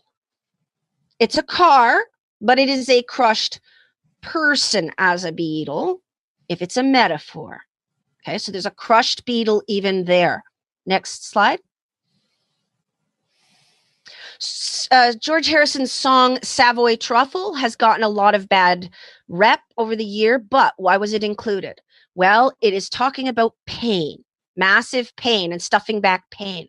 And what is the item here? These kinds of things are evidence. They're the evidence of how people felt, what they thought, and seeing how detailed this stuff gets, that the only anchor in the song for what the pain would be is a reference to Paul and a reference to not knowing where he is. Okay, we all know oobla dee blah da, but can you tell me where you are? Coconut fudge blows down those blues, but you'll have to have them all pulled out after the Savoy Truffle. You might not feel it now, but when the pain cuts through, you're going to know, and how the sweat is going to fill your head. When it becomes too much, you'll shout aloud. What is the shouting about? Where are you? Next slide. Paul did not have to actually have a decapitation to have the metaphor of losing his head or part of his head, being a flat top, having a smashed head, being a Humpty Dumpty who smashed apart in his ankles, his wrists maybe, his head.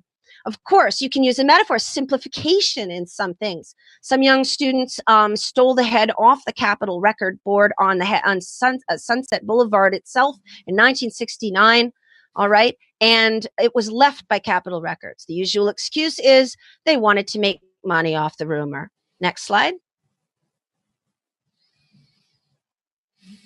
But we see it continued in Sir Paul McCartney, Bill Campbell's own crest. His crest contains a helmet. The helmet is missing the top of the head. The top of the head is missing there. The bird is, I don't know why it's not showing here, but the bird, if you go to the original crest, the bird itself is standing on, of course, this missing head. You can also notice that the eye visor, what should be an eye visor itself, is low. It's like a screaming mouth. Okay. Also, the only red areas on this helm in the whole crest are on the head, and they do tend to mean martyrdom in heraldry.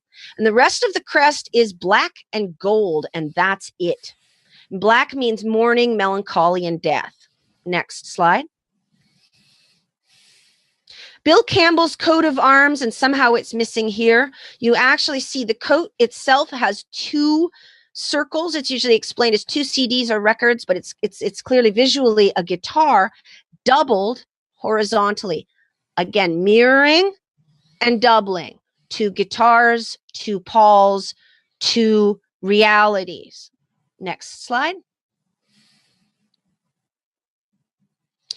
Occam's razor doesn't mean that you just have to have everything simple. As Jim has pointed out many times, it means that if you're adding an explanation, it better have a very good reason, and it all has to be fully accounting for all of the details of the argument.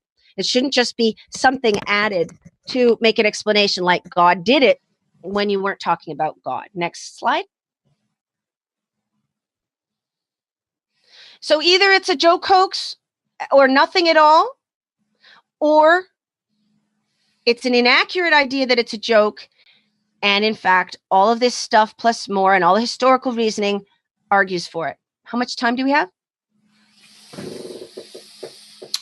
About 12 minutes, Claire. Okay. Next slide.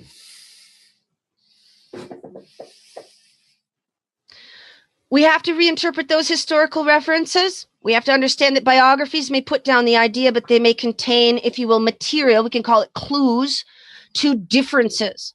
We actually would be showing the timeline and the rumor going back that far as a naturalness. It would be part of things in court. Next slide. What happened to the rumor? People asked a lot of questions. The media actually interviewed a lot of people. These things are more available now. Roby Young, who was a New York DJ, presented the idea and it took off. Next slide. The rumor has to have crossed the ocean. It remained mostly undocumented in England, except for that text reference and Tony Barrow now and Emilio Lari. And the possibility of the news broadcast in the U.S. on September 12th, and also the possibility of newspaper articles referred to in that Day in the Life paperback edition. But the rumor contained early ideas: car impact and death of Paul. Next slide. What happened to it? It flowed among a few people, we argue. This is the kind of filling in of the storyline. It flowed among a few people. The direct insider circle would mostly know, and other people would not, but they might hear hush hush, or just that there was something odd and be told to look on the clues. Next slide. If there are no authorities to listen, then threats and bribes and killings can take out a few dissenters. Next slide. Media interest peaked in the USA. There was that voice analysis. There was a mock trial with F. Lee Bailey. The Beatles Apple Corporation heads met for 3 days without comment, and interviews were done with all kinds of people. Next slide. The public was disparaged. We were told that we needed a myth, that we were not reminded that the clues were shocking in implication and detail. Next slide. The internet has allowed more forensic comparison and so on. So you need to separate your knowledge as I went over here. Next slide. You could know you need best case scenarios, but it is not cherry picking. You have to look at the whole argument. Next slide. We do have some public experts that have spoken. They are forensics experts. We also have, of course, the voice expert and a number of people on psychology talking about this. But public knowledge is also expertise. You can educate yourself with what the experts are talking about or make good points. Next slide. The claims for the replacement can be generally right, but make slight errors. So we have to forgive some Paul is dead people for getting some things wrong. For instance, problems with ears can be more generally noted than just by experts. Special lighting on teeth might exaggerate a problem. So now Jim has shown some of this material in another broadcast, and the comments that were made were not specific. So I'm giving you a rationale to continue the work of that broadcast. I'm actually giving you a conceptual framework. The heights cannot be just looking taller. You need to understand each image. Eye color is known to be different in different key images. You have to say some of it would be lighting and some of it would be age, but would a dark brown person's real eyes change into bluish green later as a light older person? No, unless they're 90. But if they have a green with flecks, which we also see Bill having in the Strawberry Fields video, then indeed, yes, you would have a lightening of the eyes like that. He also has dark lighting in part of the video, so just ignore that part and look for when they do a close-up. Next slide. We have teeth, eye color, hair direction, curl tendency. You can comb a curve the opposite way by flipping it, combing it, but you also have a natural whorl. And it seems as though even wet, Paul's hair curved to the right in general on his forehead, and Sir Paul's curves to the left. Now he has it very short, and it's forced to the right. We have the feet as toe issues, foot length. We have the height. We have body language issues. Next slide. Body shape, body hair, and face shapes. Next slide. Photos don't have to look different to you for you to assess the report by the forensic scientists. They are talking about a number of things. The mere age and angle are moot until you understand the arguments. Next slide. So when you're prejudiced, where would you look? Well, you often would tend to note only very specific things. You have to separate the two time periods. Next slide. You have to know that some things can and cannot be changed by plastic surgery. And just because somebody has a slight angle change, the issue may be how a plane would tend to look, right? Would it tend to suddenly go out? You have to imagine in 3 dimensions if you're going to do it personally, but the forensic scientists did it frontally. Next slide. Age, lighting, and studio magic, as I said in the very beginning, cannot be your only categories. You have to look at those outliers that we saw in the beginning. You have to understand that age is an outlying thing, but would that head change to that head? And don't immediately say yes. You need to say that does look rather strange, and then go to the similar photos and see if the strange stuff that showed up here really still is only in the second person. Next slide. Here I have done a comparison for you. The outlier effects would have a slight difference. So would straight on shots would have a slight difference. What the forensic scientists did, if we look at the 2 bottom circles, is they said, we're going to take a frontal image and we're going to say it's rough within 6% change allowance. We're going to allow for the jaw and the lighting and so on. But we're going to measure proportions every way, bone-wise. Forensic scientist offhand has said, oh, you need a skull to measure proportions. That's, of course, ridiculous. What you actually need is a good set that of roughly close angle. And here I've shown that. And then you have the outliers up to the side. And we have at the top center the doctored photo of the Sergeant Pepper gatefold where it actually doesn't quite match each. Next slide.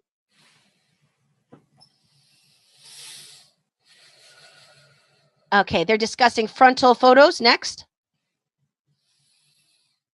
They're talking about dental analysis, but they may overstate the case about Paul's left side. And again, you have to remember that the chipped tooth was on the front, and it was repaired in 1966. And he did not die in late. He did not have a motorcycle crash in late 66. Next.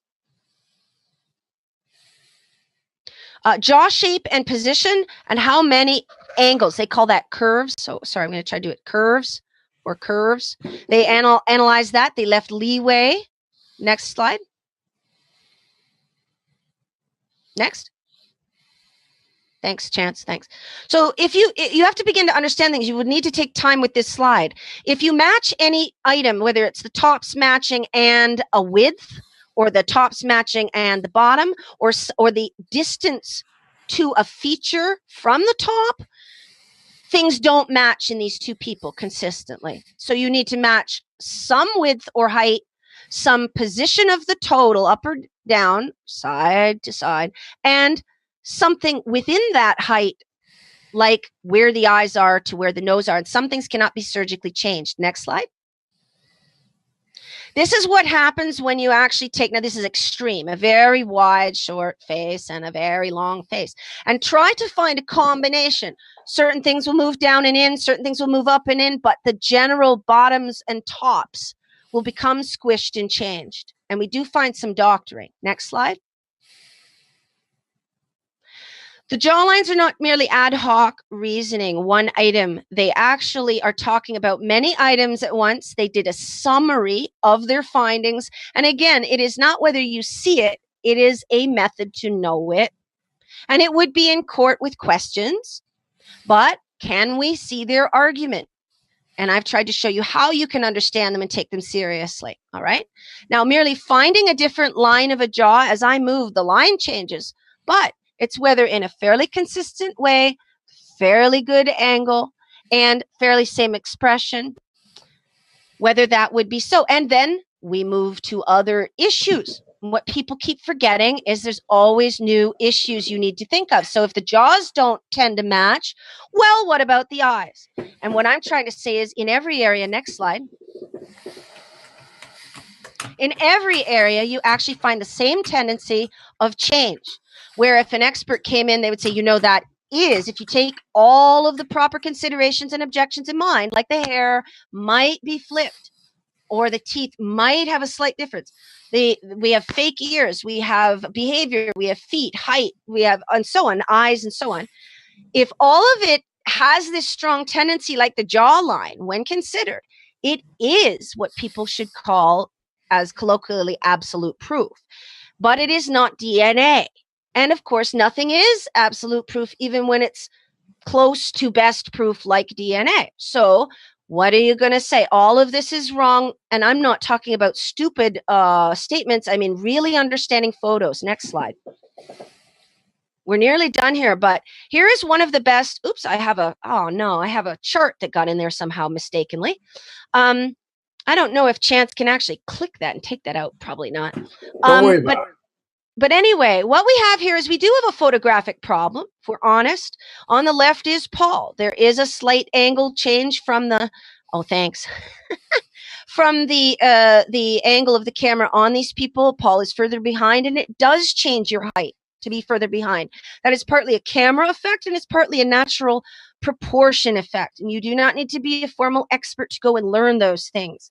However, they are roughly in line with their feet. They are roughly in line with how much they are bending. Mal is bending by a dip that comes from being wide-legged, and Paul is bending like that. But they both are actually bending.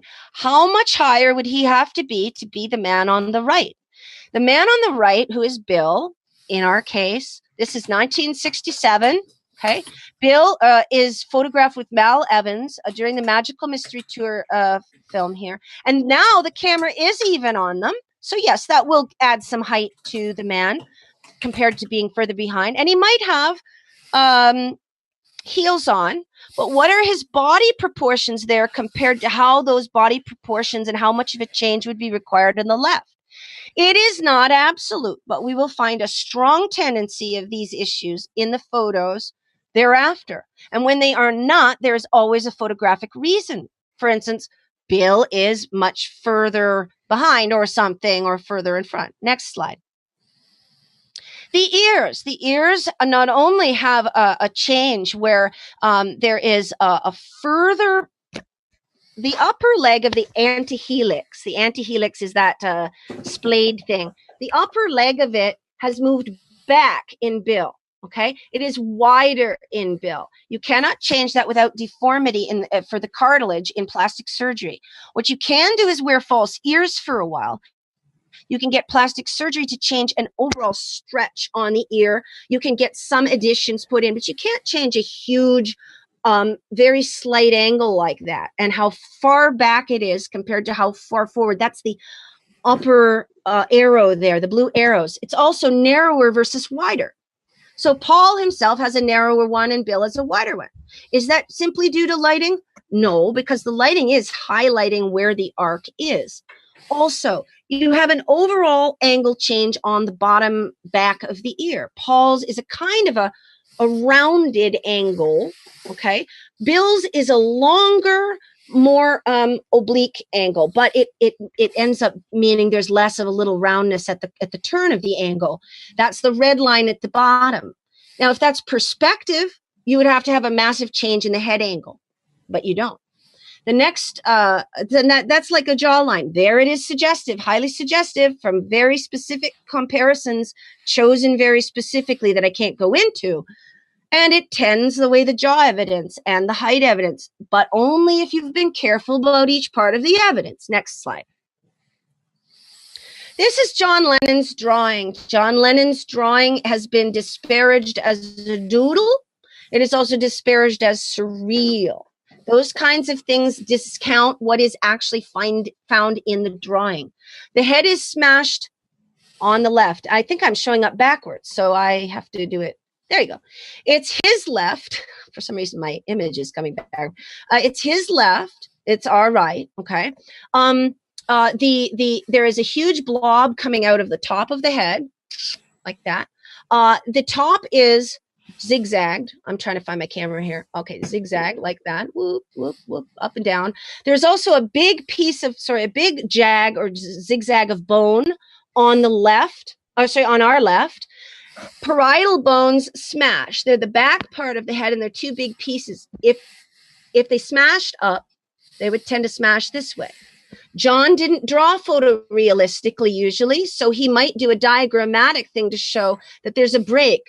The break would be the top blowout. And you know this, Jim, the whole top would blow out. And you could be lying on your side, but it's still blown out. Okay? The frontal bone is your forehead. The frontal bone would do this. It actually tends to smash. So if you're hit here and you're lying this way, your parietal goes split like that. Top of your head collapses. The front collapses back. The front bone is basically broken and it moves.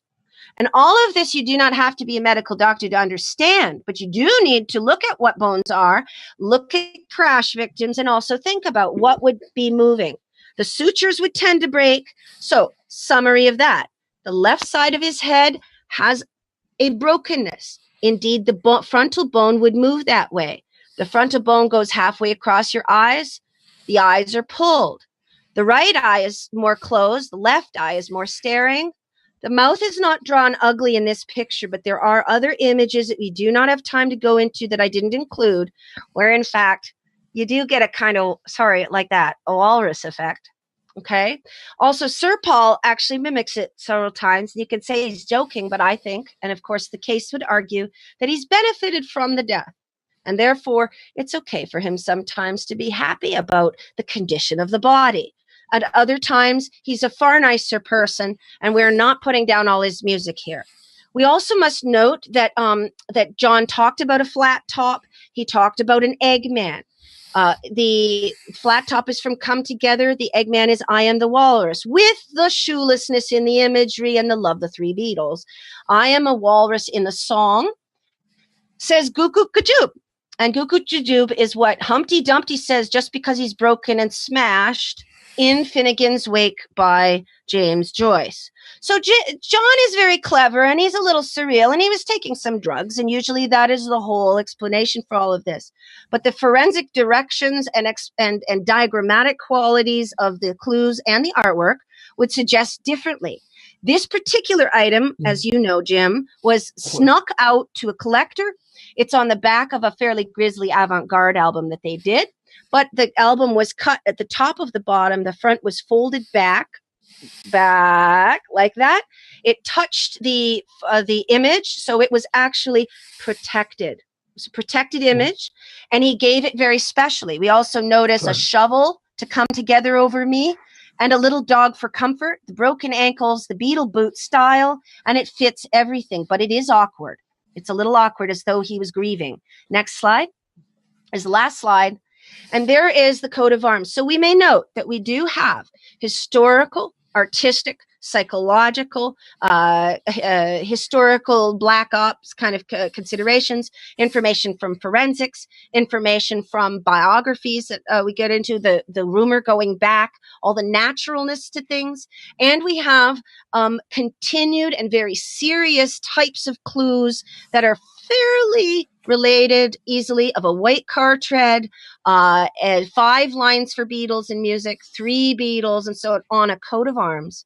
And Sir Paul's own coat of arms, I wish I did have the slide there, shows 2 guitars and the mirroring, and it has blood and a missing top of the head and a screaming mouth. Thank you, So, Claire. For those who want you. to take a look at the forensic evidence in anticipation of Claire's full presentation, they might want to review the article, Why Ringo's Confession We've Replaced Paul Appears to Be Authentic, which I published in Veterans Today. I want to thank you, Claire, for coming on the show and giving us the benefit of your research. This is Jim Fetzer, your host on The Real Deal, thanking Clare Kuehn for being here and all of you for listening.